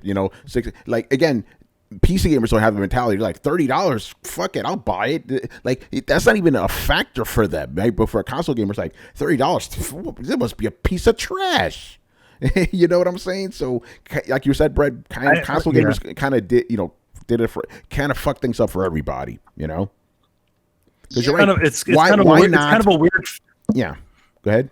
It's kind of a weird fake premium. You know what I mean? Yeah. Like it's like oh, you're still getting a game you're still getting a decent game, but no, man, that price, oh god, it must be like no, I want to pay more for this fucking game. It's fucking nuts. All right, man, let's move on because we still got a lot of questions to answer tonight. All right, next up, Annihilator. Okay, what is the longest you can play a game nonstop before you become mentally fatigued? An hour? Damn, an hour. Hours. I thought you said a game. Which game we could do that? Longest game that you can play consecutively? Yeah, it's game, right? It's not hours. It's game. It's which game, right? Yeah, game. Well, I don't know what. Yeah, that's what I you think the question was? Hours. I heard people saying hours. I said game, but I heard other people just say like 2 hours. I don't know what they're talking about. No. Okay, Adam, my bad. You misheard. Hours. We're talking about hours. Like, how long can you play a game? How many hours can you play? Yeah, any game. Not all right. I thought it was like if there was a specific game. No. Any game. It could be. Yeah, any game. Yeah. It depends, right? It really depends on what type of game you're playing. If you're playing a racing game, that can make you fucking dizzy after a while. Remember the Burnout? That whole thing with me were remastered. Yeah. Shit was beautiful, super fast and stuff, and it got me dizzy. It's like I want to play it, but I can't play it for long periods of time. I have to stop. It depends. For me, it depends because, like, it depends on the immersion of the game, or how much you're kind of having fun with it. Because I mean, I've been able to in some sittings, I've been able to do like a pretty good amount of time, like maybe about 6 hours or something like that, depending on the game. or maybe more, because you just sort of some games you just lose yourself in the game, right? Question: I feel we're not including like stopping for bathroom and eating, are we? You know what I'm saying? Because I'm like actually I only played. Like, I don't think that counts. Okay, so I don't think I've ever played any game for more than like 3 hours at a time before I gotta go pee. Fatigued. Yeah, it's still part of the. Yeah, I consider the playthrough at the point when you turn your console on and when you turn your console off or put it into sleep mode. Okay, but he did be, you're right, Chris. Mentally fatigued, where you're just like drained. I'm kind of with Manny on this one. It depends. If the game if you're really immersed, there is no fatigue. Your body's gonna give up before your brain does. Your body's like, I need to go to sleep, even though your mind is like, I still want to keep playing this fucking game. So I think the longest, if you don't include, because obviously I'm stopping to go to the bathroom and to eat and all this other shit. It's like I've done 16 hours, like literally the entire day. I wake up, start playing, but do my things in between, and then just I've done that 16 hours, no problem. But again, it depends on the game, because I'll play Godfall for 15 minutes. I'm already mentally fatigued. I'm like, fuck this shit. This is whack. My brain's like, stop it, go away. But like, even with Cyberpunk, I'm just losing hours and hours and hours and hours, just getting lost in this shit, or any fucking Ubisoft open world game. I'm just there forever, because there's constant things all over the map, and each mission only lasts maybe 5-10 minutes. So you're like, no, that was short. I'll do another one. I'll do another one. I'll do another one. I'll do another one. I'll do another one. So they kind of keep you going and going and going and going. And then, for me, I'm like, how much of this map can I clear? How much of this can I clear? So that gets me going too. So yeah, I've done 16-hour runs, no problem, And even now, I'll play 4 or 5 hours at a time, going ham, depending on the game. Like Ghost of Tsushima, your boy went in on that, man. Yeah, I'd say I went on that pretty good too. I Miles Morales killed that shit like a weekend. Put the platinum and everything. Fucking, I was putting 10 hours a day. Man, you you literally platinum both Spider-Man and fucking Miles Morales not long from each other. Yeah, man. That's some old Tony shit. Yeah, the old Tony came back, man. Yeah, because Manny always says I beat games fast. I don't beat games fast. I just beat it. I just play it all in one fucking giant. I binge games. That's what it is. I don't binge watch TV, but I binge games. I go ham. Because it's but the funny thing is if you see the play times of the games Manny and I play, Manny actually puts in more hours than I do, which is funny, but it seems like he's playing it for longer than I am. But yeah, so it's because I'm playing it. I'm playing it a little. I play a little slower, and a little slow. Yeah, a little slow, slower, and then maybe for more times. Yeah, for sure. Yeah, because I'm trying to be efficient about it as much as I can, All right, Chris. Well, I don't know. I'm like you. That's never really been a problem for me. I'll fall asleep before I'm ready to be done with the game. My body just gives out. Manny knows this. I'll play whatever. I'll pass out. But I still want to play. I just can't. You know what? Not to answer this, I'm sorry to cut you off. My brain has again unless the game is bad, right? My brain does not give out. It's my body. It goes, okay, bro, you're done. My body's the one that gives out. My mind right? When I'm going to bed. I'm thinking about the fucking game. Go ahead. When me and Chris used to room together, we were roommates.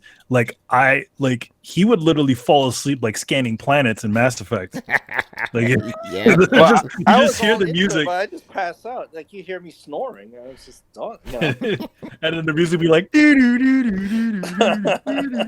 Mass Effect. That's another game. I play that shit all day, man. Yeah, man. All right, Adam. What about you, man? Game that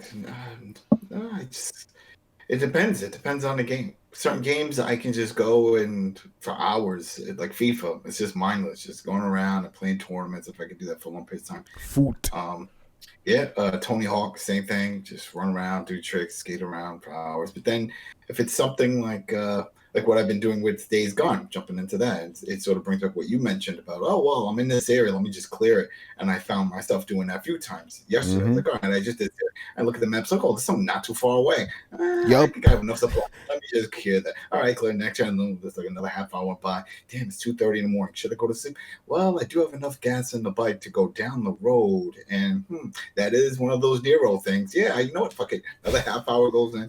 You know, it pulls you in that way. And then at that point, it's like, shit, it's late. And it's more of, I know I need to get sleep. Because I all the time, I notice I catch myself. If I feel like, I could break night. I could just stay up. But then I do have work the next day. And even though I'm working from home and all this, I still have to be alert. And I'm not going to be alert. So I have to like force myself to go to sleep. Yeah, like I've had to force myself to keep to a strict schedule. What I do is like during the day, you know, when I wake up, I just work and writing right until like 5 o'clock, and then the rest of the day or night, I should say, just that's when I go crazy with video games. Because if I start playing video games in the morning, I'm not gonna stop. You know. I'm not gonna stop. It's one of those things like as long as I'm not playing the game when I wake up, I'm fine. But as soon as I play even a little bit, then it's like I need that hit, you know?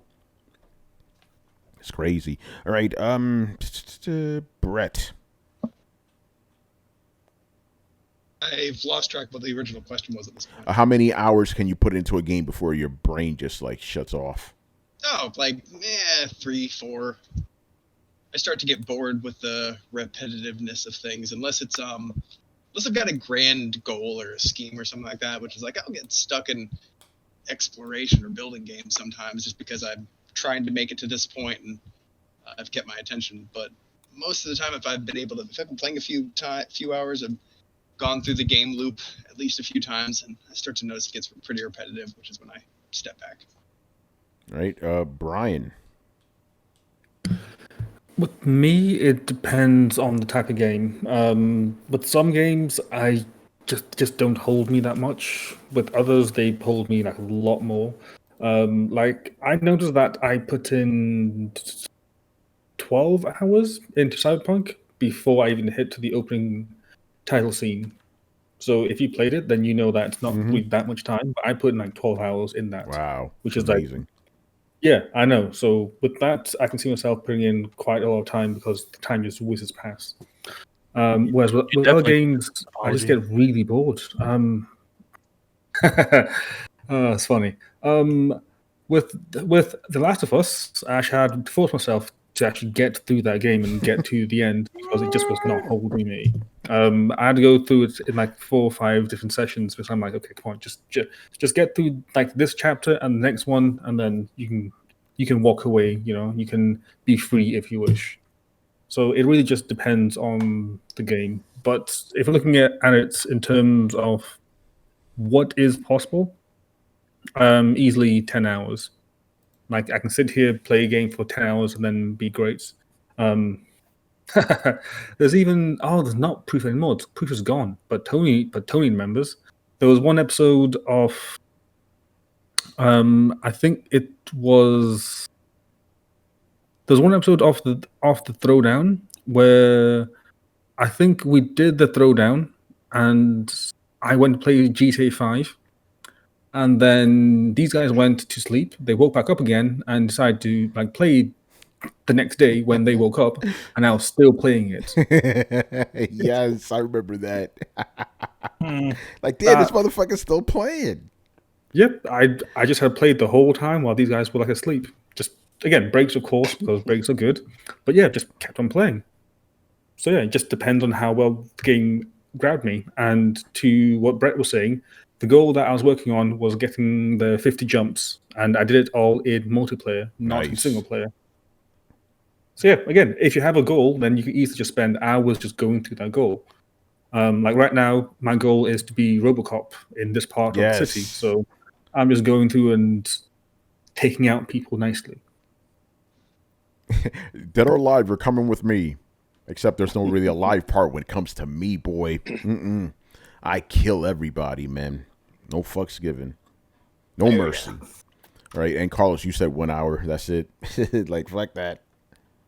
It depends. If I'm playing with other people, like a multiplayer game with other people, and I'm talking to them, it's it can go 3 to 4 hours maybe. But if I'm playing by myself, an hour and a half, 2 maybe at the most. I don't know. I'm one of those people that I can't do one thing at the same, like I can't do one repetitive thing just consistently for long periods of time. I just get too distracted, too bored, or I want to do something else. And yeah, There you go, man. Goddamn millennial attention deficit. Yeah, right. Yeah, you millennials have no fucking attention span, man. But yeah, again, I'm not thinking Ubisoft were the worst with this because they have that whole piece of candy, piece of candy, piece of candy. Like they don't want you to stop playing. It's like, who was that? Who was that? What was that? What was that? What was that? What was that? You know. And again, each activity is so short. You keep going and going and going and going. Like if there was this one. I'm not gonna spoil anything, but there was this one mission in Cyberpunk that was like going on forever. I'm like, yo, when is this? Yo, come on, hurry up! I got other shit to do here, you know. But I think I remember even reading at Ubisoft or the Assassin's Creed team specifically, they perfected that. They worked on like how long are these missions? Like, okay, what is the shortest time that a mission will engage you, but long enough that it'll be interesting, and then get you to the next one. So they kind of perfected that shit, you know. Kind of devious, but it works out. All right, let us move on to the next question. This one's for Black Metal Gamer. First question. This one's interesting. What are your thoughts on gaming culture and developers in Korea? Do you think they may be the next big thing next to Japan for gaming? I'm gonna need some context to this because I don't really know much about Korean. I don't know either. I don't know. Well, I mean, Korean games are probably those MMOs, as I remember, in that thing. Probably. I'm isn't ignorant when it comes that, to this shit. Isn't that crazy game with that we saw at the Game Awards, a Korean game? I call it the Brian game, that Black Desert shit, what was right? that? Yeah, Black Desert. Isn't that a Korean game? I think it is, right, Brian? Yeah, it is. It is. Okay. Yep. Carlos, I'm going to field this question over because you've been to Korea, you know, so tell us about this shit. Like, yeah, I don't know. I don't think so. Japan, you know, I think it's more of a culture thing. You know, Japan really, you know, raised up the gaming industry from the depths of hell. You know, with Nintendo, it's hard to just say, okay, this one country is gonna be good because they're developing games. You know, China, they have a shit ton of developers. You know, they develop games like crazy, but you know, nobody can think of a game from China that's, you know, one of their game of the years or whatever. But it's hard. I mean, Korea has a lot of like skilled like workers in terms of the tech field. I just don't know. I think gaming has a lot to do with, you know, the culture, the freedom of expression, I guess. I don't know. It's just there's so many variables that pertains to making a good game. So I don't know. I don't think so, to be honest. I think it's hard to get any country like to be like Japan. even in some cases, America is not as good as Japan when it comes to games. Sometimes it's better, but yeah, we're talking about the two mega powers here in terms of gaming. Yeah. I think that probably the nexus for this question is especially with things like League of Legends, you know, which have sort of captured people's, you know, that game makes millions and millions and millions per year. So, you know, I definitely think that Korea has sort of gotten to understand their market of what games that they think will work out really well, like servicey sort of online type of games. Well, I mean, yeah, I mean, StarCraft has been big there forever. Yeah, but I think he's talking about games developed in Korea. But we developed StarCraft, right? That's what I'm saying. So I wouldn't even count that. No, but I'm talking about League of Legends, which is then we also developed. We developed that too. Yeah. Right. Games in California made that. Yeah, yeah. Black Metal Gamer. I kind of wish I knew the context of your question because I can't even name a single Korean developer or video game. So I don't know.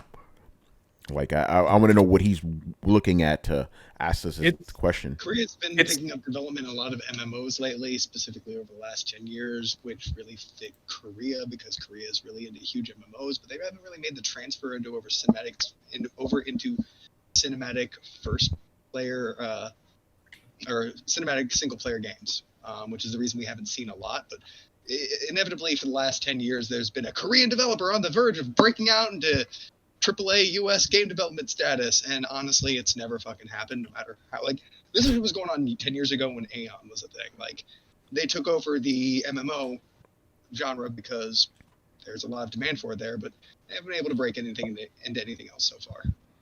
Brett, that sounds like fusion power. Oh, it's coming any day now. Dude, it is, and like the thing is, they do a really good job. I mean, Korea could outmake a Devil May Cry game that we could make probably 8 days a week.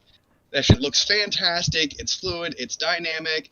It's action-oriented, but it has a kind of weird stiffness to it. It's not... the gameplay loop hasn't really gotten down. Like, it's fun, but they all get very grindy. They all feel very shallow. Yeah. So Again, I hasn't really been taken off. But like Black Desert's a perfect example. Again, if you have seen a successful MMO, it's probably coming from Korea. Yeah, I think that's probably why I don't really know any developers. I don't mess with MMOs like that. Well, I don't even think I could name a single Korean game I've ever played. I mean, I could be wrong. I totally thought League of Legends was a Korean game. No, it's not. It's a fucking American game. Yeah, American game. You know, League of Legends, Overwatch, PUBG, Fortnite, Among Us. Those games are super popular in Korea right now. StarCraft, huge. Yeah, they're huge over there. I don't know about Dota, but most of those are American developed games. Yeah. They going back to the whole what Brett was saying. They do this kind of like every year. It's kind of like every couple of years. It's like, oh, Korea is developing this anime, and it's like, is Korea going to take over sort of the anime industry or the manhwa instead of manga? It's like they kind of like to do parallels between Korea and Japan. They're just two distinctly different countries. So though just so you know, most Japanese animated shows are all mostly animated in Korea. Mm-hmm.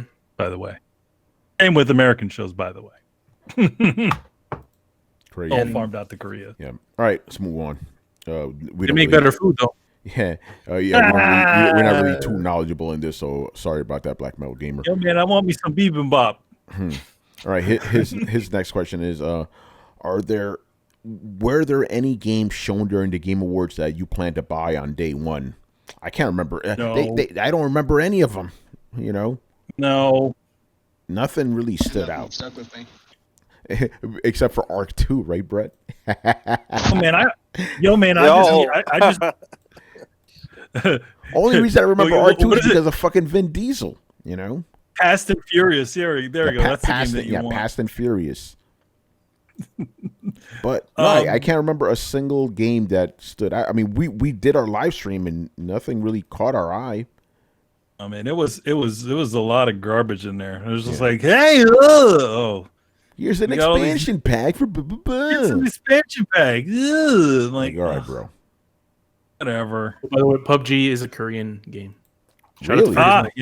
Yeah. Player not playing. Yeah, that is a Korean game. I had no idea. What an ugly game, by the way. No, yeah, terrible. The game was that Perfect. That game, okay, Perfect Dark. I don't care about Perfect Dark. Is Perfect Dark a Korean anime? That was announced during the Game Awards.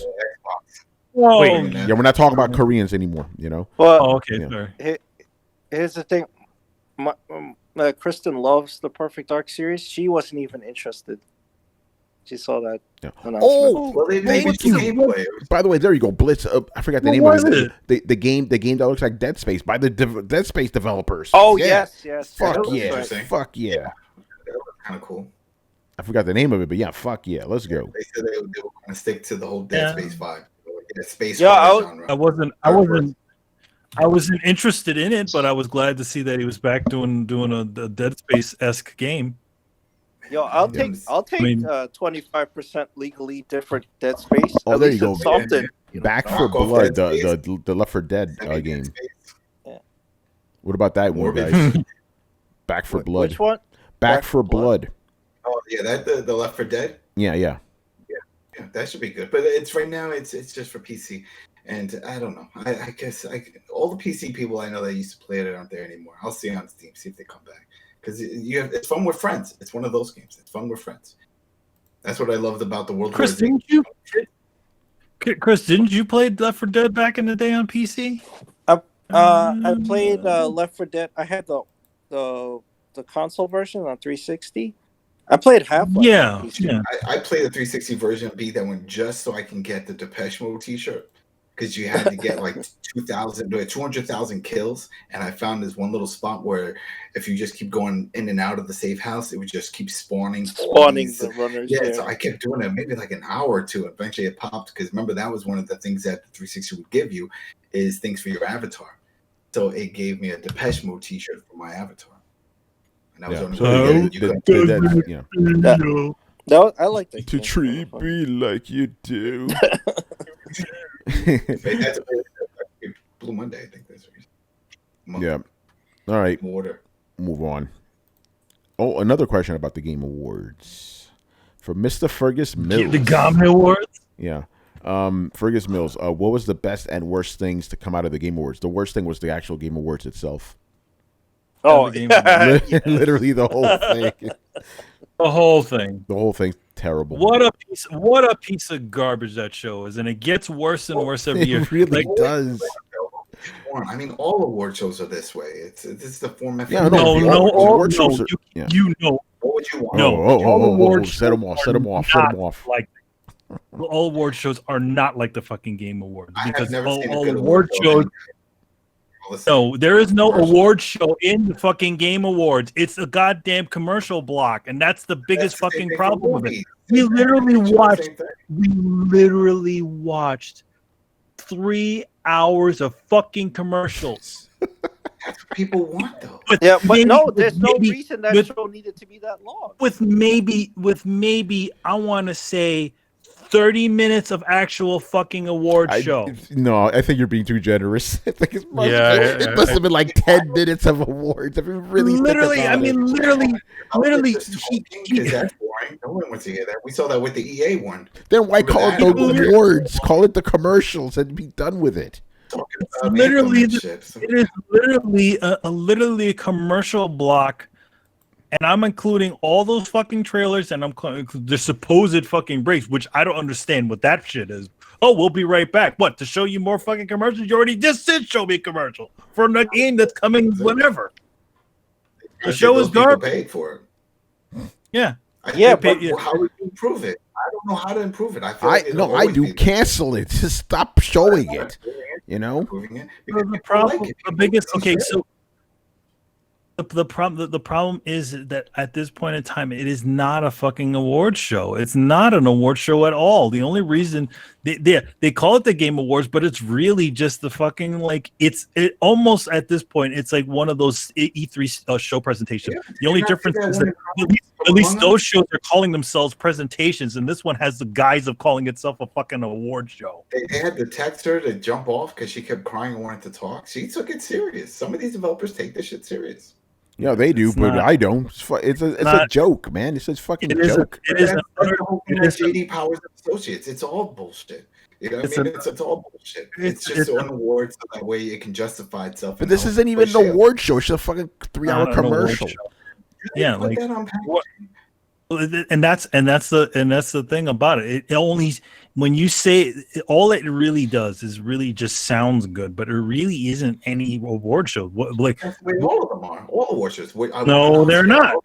Okay, the Oscars do not. The Oscars are not Okay. fucking showing you trailers for every single They show single the movie that's Yeah, coming they out show there. it. They show No, it. they're not, and they're not, and they don't have. Again, Martin Scorsese's not picking up an award, and then the next minute telling you about his next fucking movie. No, that is because not they show the the same trailer fucking already thing. for the movie. They show it. They'll be like, all right, for this award, and then they'll show a play or some kind of scene. No, from they- that. Yes, It but was- that's what the award was for. Manny That was saying what the they're award showing was for. commercials for shit that's coming out in like 2 years. Exactly. Yeah, you don't see the announcement for the new Marvel movie in the middle of the fucking awards show. Yes, there's a commercial break for that, and that's what the Academy Awards. The reason why they're as long as they are is because they break for so many goddamn commercials. Yeah. But there's still an awards show there. I mean, how long did that bullshit with the Swedish chef go on just to say he's an add-on character in some fucking game?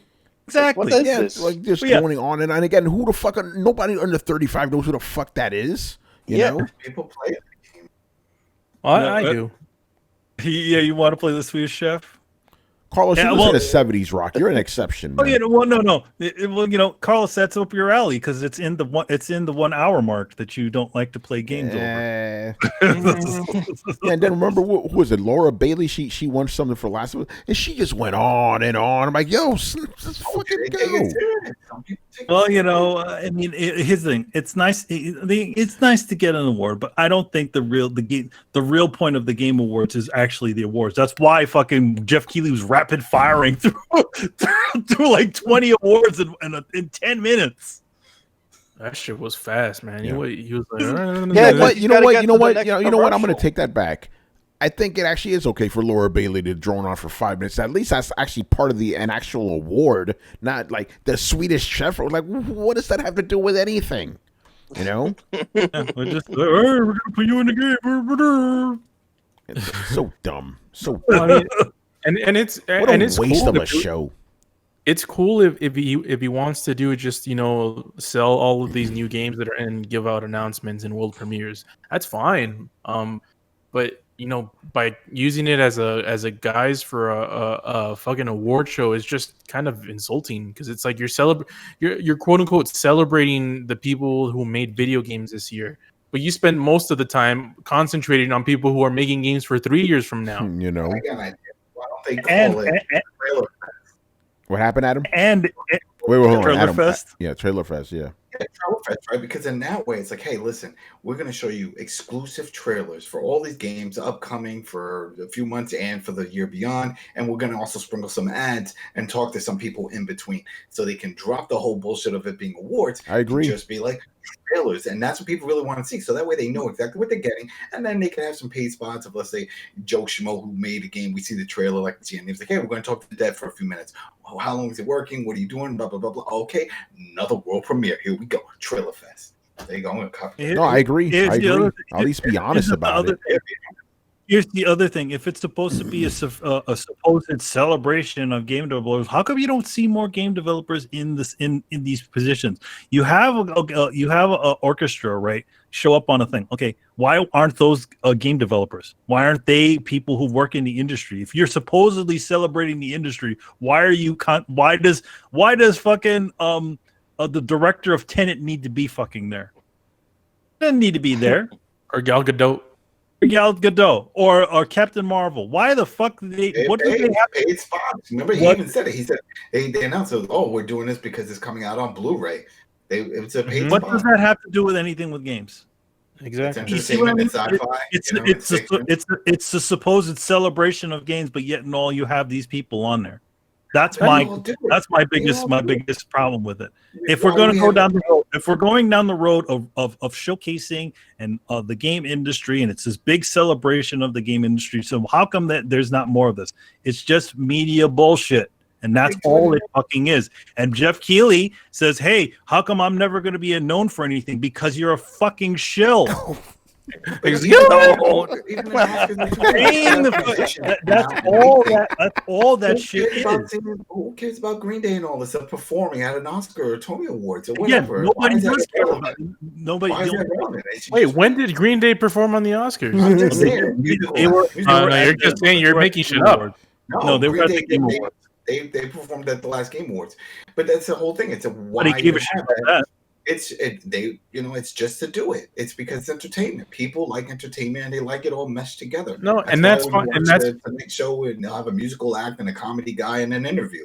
It's a little And bit of that- everything. and that's fine if you're peppering in and sprinkling in a little bit of entertainment here and there. But if that's the whole fucking show and it has nothing to do with video games or the awards or like video game awards and the people who made the games that year, then it just kind of defeats the purpose of what the show is. And Why nobody did else. fucking Green Day do a video game song? You know, if we're gonna go down that road. Well, that And game make them play Super Mario Brothers instead of American Idiot. And I don't think anybody has an issue with the show itself. I mean, I have an issue for different reasons, but like just that show existing as it is. But you know, it's an insult to your intelligence if they're trying to sell you as a video game award show. When it's clearly not. Let's be honest though, like no award show in the history of award shows has been straight and forthright. Like it takes an idiot to believe the Oscars are actually impartial as well. No, it's a little bit different vehicle here, but like I'll be honest, like the Oscars, while they're not full of the picture of what they're doing next and everything like that, it's just as much like not just as much driven and sales. It's still a circle jerk. It's still a circle jerk at that point, right? Oh yeah, all award shows are bullshit. Let's just get that out of the way. They're all bullshit. They are, but they at least they try to celebrate the whatever the hell released that year way more than what the hell the VGA. Yeah, no, the Game Awards show is not an award show. You know, you guys were the ones that didn't think that we needed E3. This is what happens when you don't have E3. But we've had this at E3 before. This is not the same thing. It's gotten worse since then. If there is one place, generally speaking, one time a year where is the best time and the best place to announce your video game. And since we have no more expos, it's come down to this. No, but Brett, we had this same thing last year, and E3 was around. Yeah. So it's not this. It's not this. So you think it was this bad? Yes, it was just as bad. It's been this bad. Rapid firing content off on categories 5. We do this every fucking year when we talk about how horrible this thing is, how it's nothing but a giant commercial. We do this every year. Remember last year, Brett, when they announced the categories, they announced the winner, and the winner was fucking literally a step away from Jeff Keighley. Like, yeah. Okay, hold on. Are you saying, because I'll go back and check, are you saying last year they rapid fired categories 5 and 6 at a time? No, because they added more categories this year. Understand? Yeah, they did. They had way more categories this year than last year. But they still had the same amount of airtime, so they had to crank them out fast. Remember, for years they've done these like awards off air too. This time they actually managed to do them under just rapid fire. So it's that type of thing.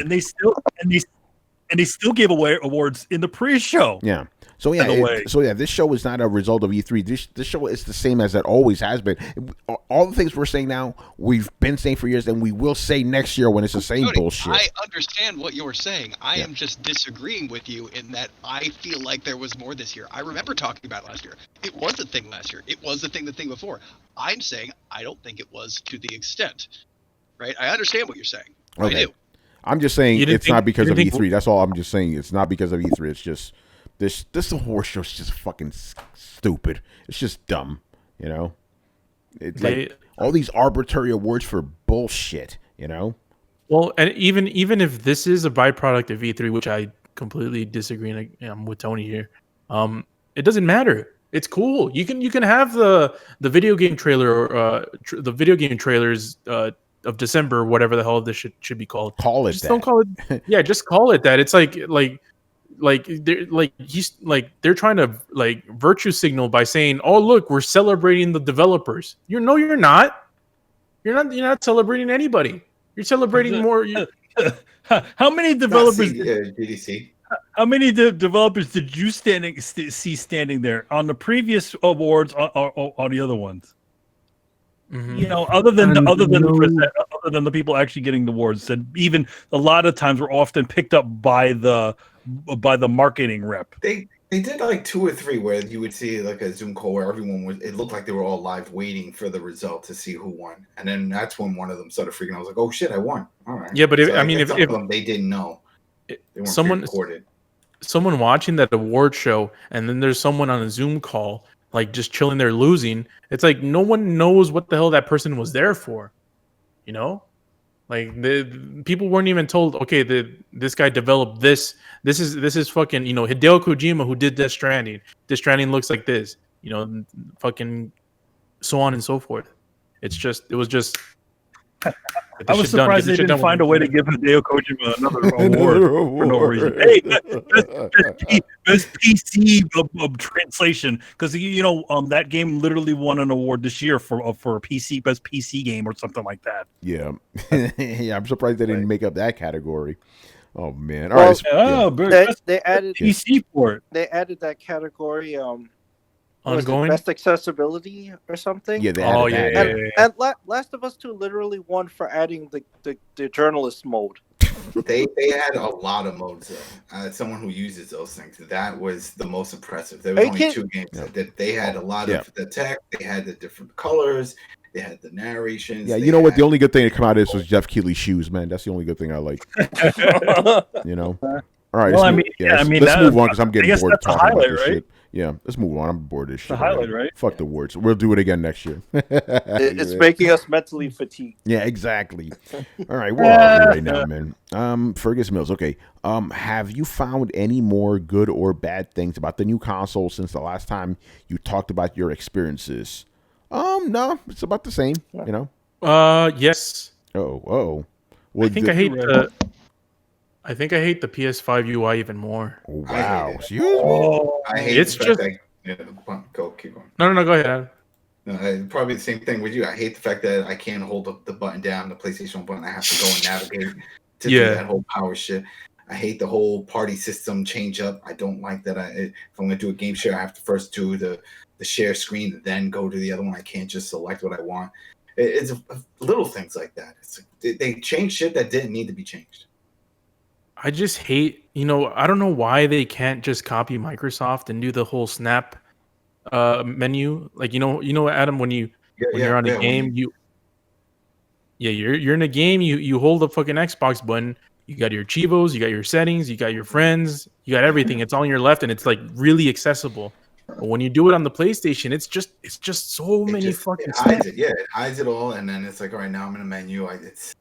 There's no reason for that. It didn't do that before on the PS4. That's what I'm saying. Mm-hmm. That you had it right before. Why change it? Doesn't make sense. It really does. Now, because that's the thing I thought they were advertising when they were like, oh, you can watch walkthroughs and stuff like that while you're playing. How do you do that? Because it doesn't snap to the side. It just brings up a different window. Now you're watching it. I thought it was a way that it was going to snap onto the left, and then as you're playing, you can watch the trailer or the guide or whatever thing that they were going to have. But it doesn't look like you can do that. Maybe that's something they plan on doing. But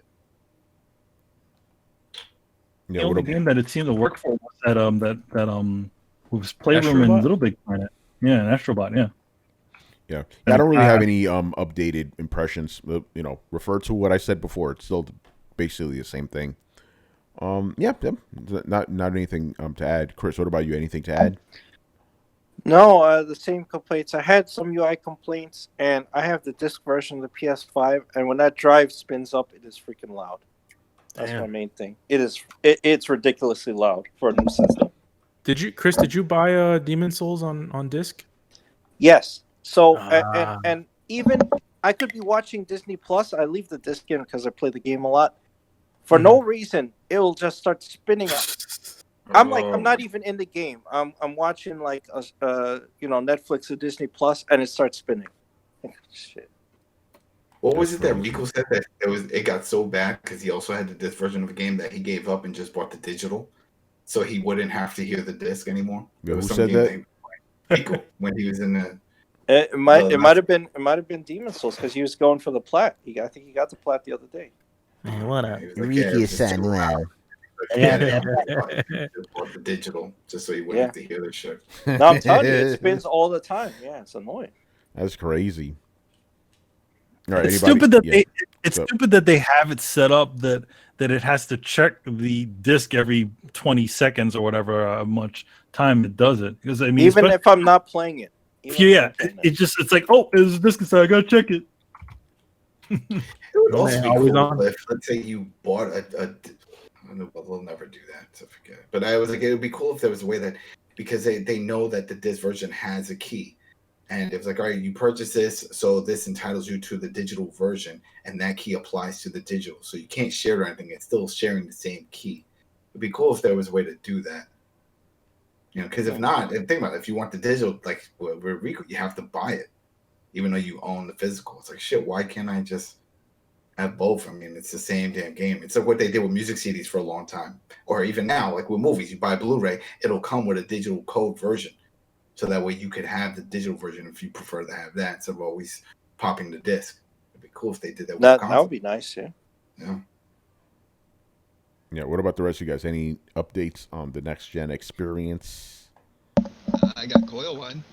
Oh man, you still got that shit. Fuck. Yeah, What's I mean, up? Wait, so what's with your loud? Whatever. the engineering of the PlayStation? No, but I mean, like, is it loud? Because I hear It's- mine PlayStation, but I don't know if it's loud. I just hear it. It sounds like a fan's office tracks. So it's not like super loud, but like whenever there's a quiet part in a game, it's like it is definitely fucking noticeable playing Dark Souls or Demon Souls. Is it a stutter? Like, Yeah, it sounds like there's it's either that or the sticker, and I think it's more Coil One. I don't think it's a sticker, but yeah, it sounds like there's almost something caught in the track of your fan, like a Oh man, oh, shit. that is not good. Because I know it's not a quiet system. That right off the bat, I know it's not quiet. Mine And I is. heard it. If you looked up the fan itself that they use, they don't use a quiet fan. Well, There's- besides the there's a disc, slightly for noisy mine and is then super quiet. noisy. Yeah, my PS5 doesn't make any noise whatsoever. Yeah, if the disc drive is not on, my system is quiet. It's the drive, the Blu-ray drive that's loud. That's it.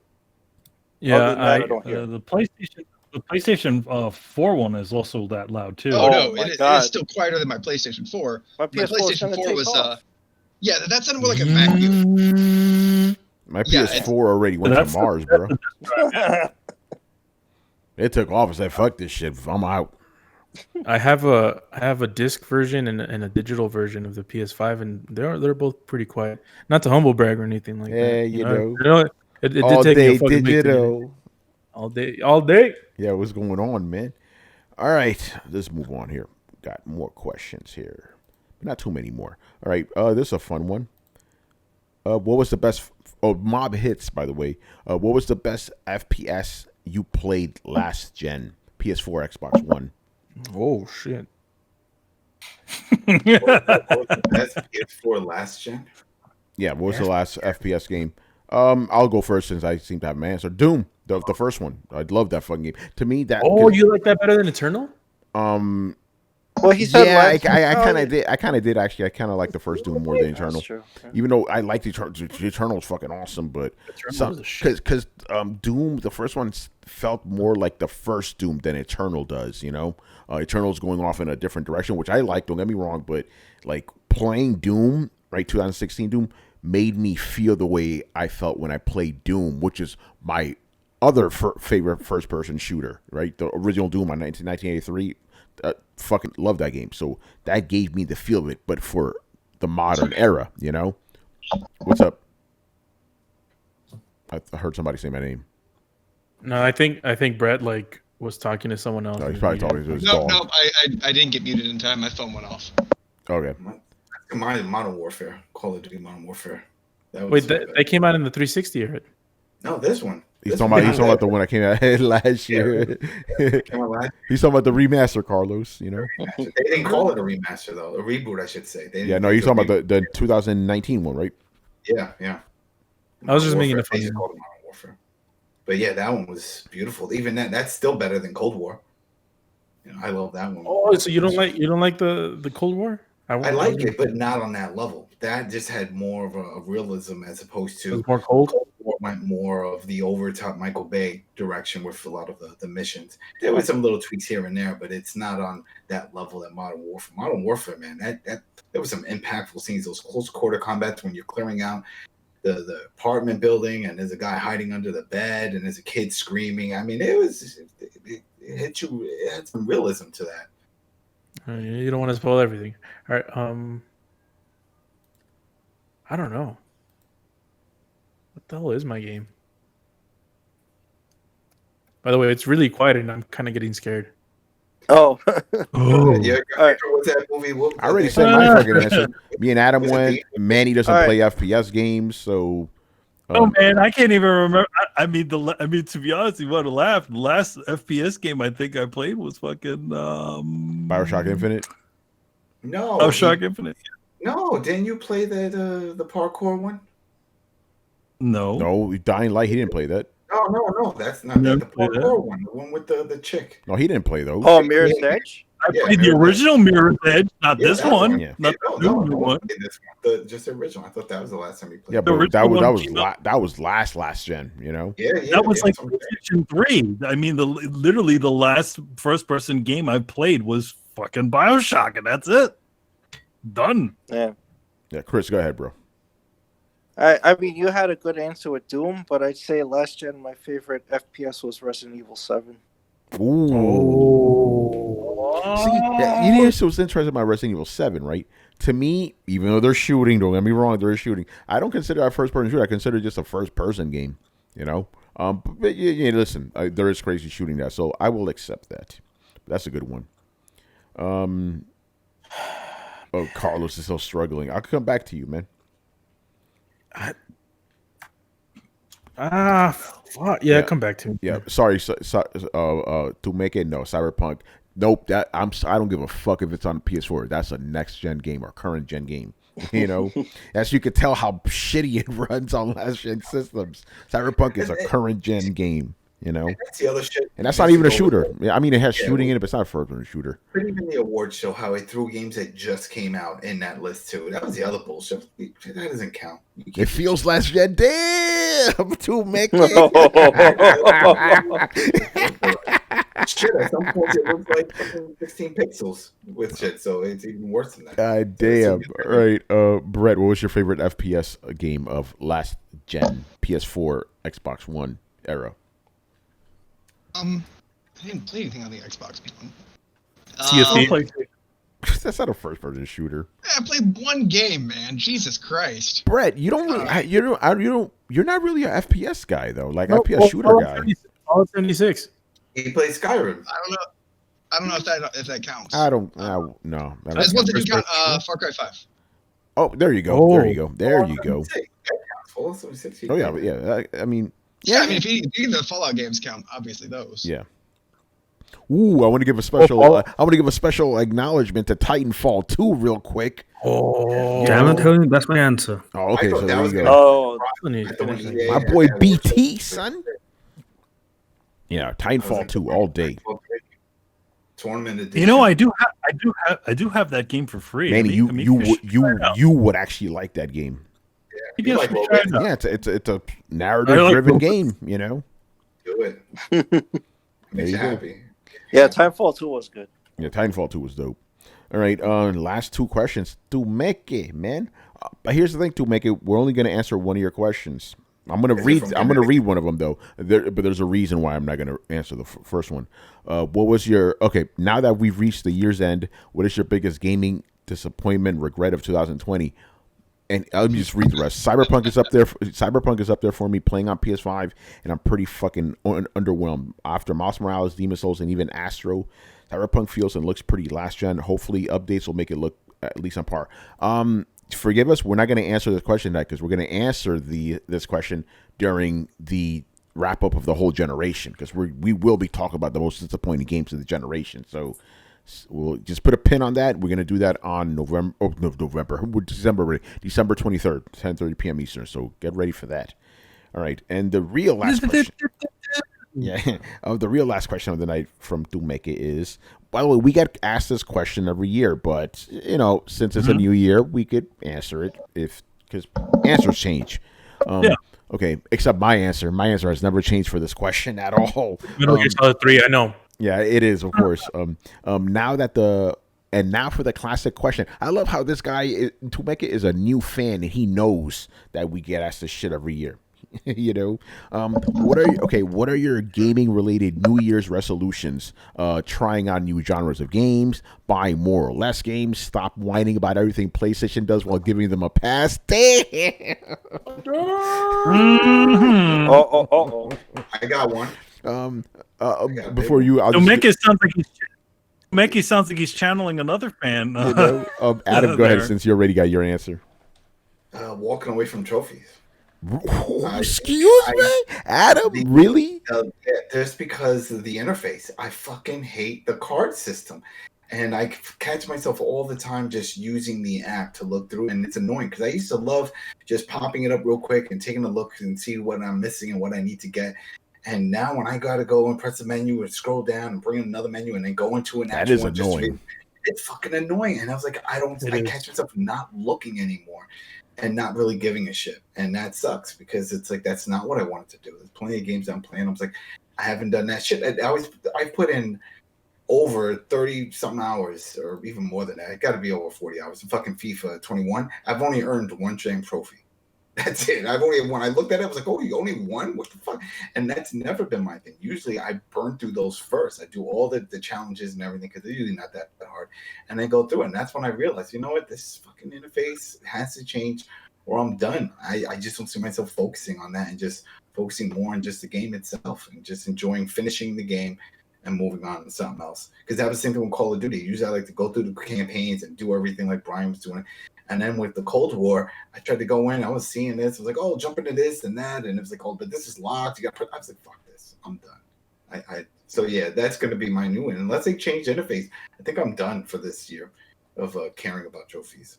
Wow. I didn't even get My Name is Mail 2. You would have thought I would have pulled the trigger on that shit. And I just didn't care. That's crazy. Played on PS4. Oh man. My answer is the same as always. I don't make New Year's resolutions in general, so I'm not making any New Year's gaming resolutions. Fuck that. I'm playing what I want when I want, and that's that. You know, fuck that shit. All right. Do what I want. That's it, man. That's it. And most of the time, my job kind of dictates what I play anyway. So But again, in general, I don't believe in the whole New Year's resolution bullshit. Like, you're the same motherfucker you were on December 31st that you were on January 1st. Nothing's changed. You're the same motherfucker. Stop it. Whatever resolution you make, you're going to drop it in like 2 weeks anyway. You know, some people get allergic to Twinkies and then they back off on that shit. I'm like, oh shit, no Twinkies? Really? Nah, I don't do that shit. Don't tell me what to do, New Year. You're not the boss. You're the boss of me. All right, Manny, do you have any New Year's resolutions for gaming? No, not really. I'm just,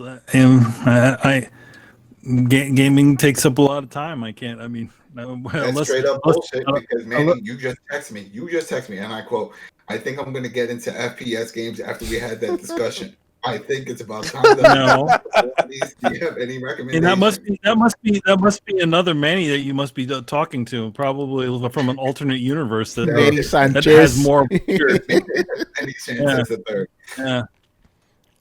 Motherfucker, I'm not going to man.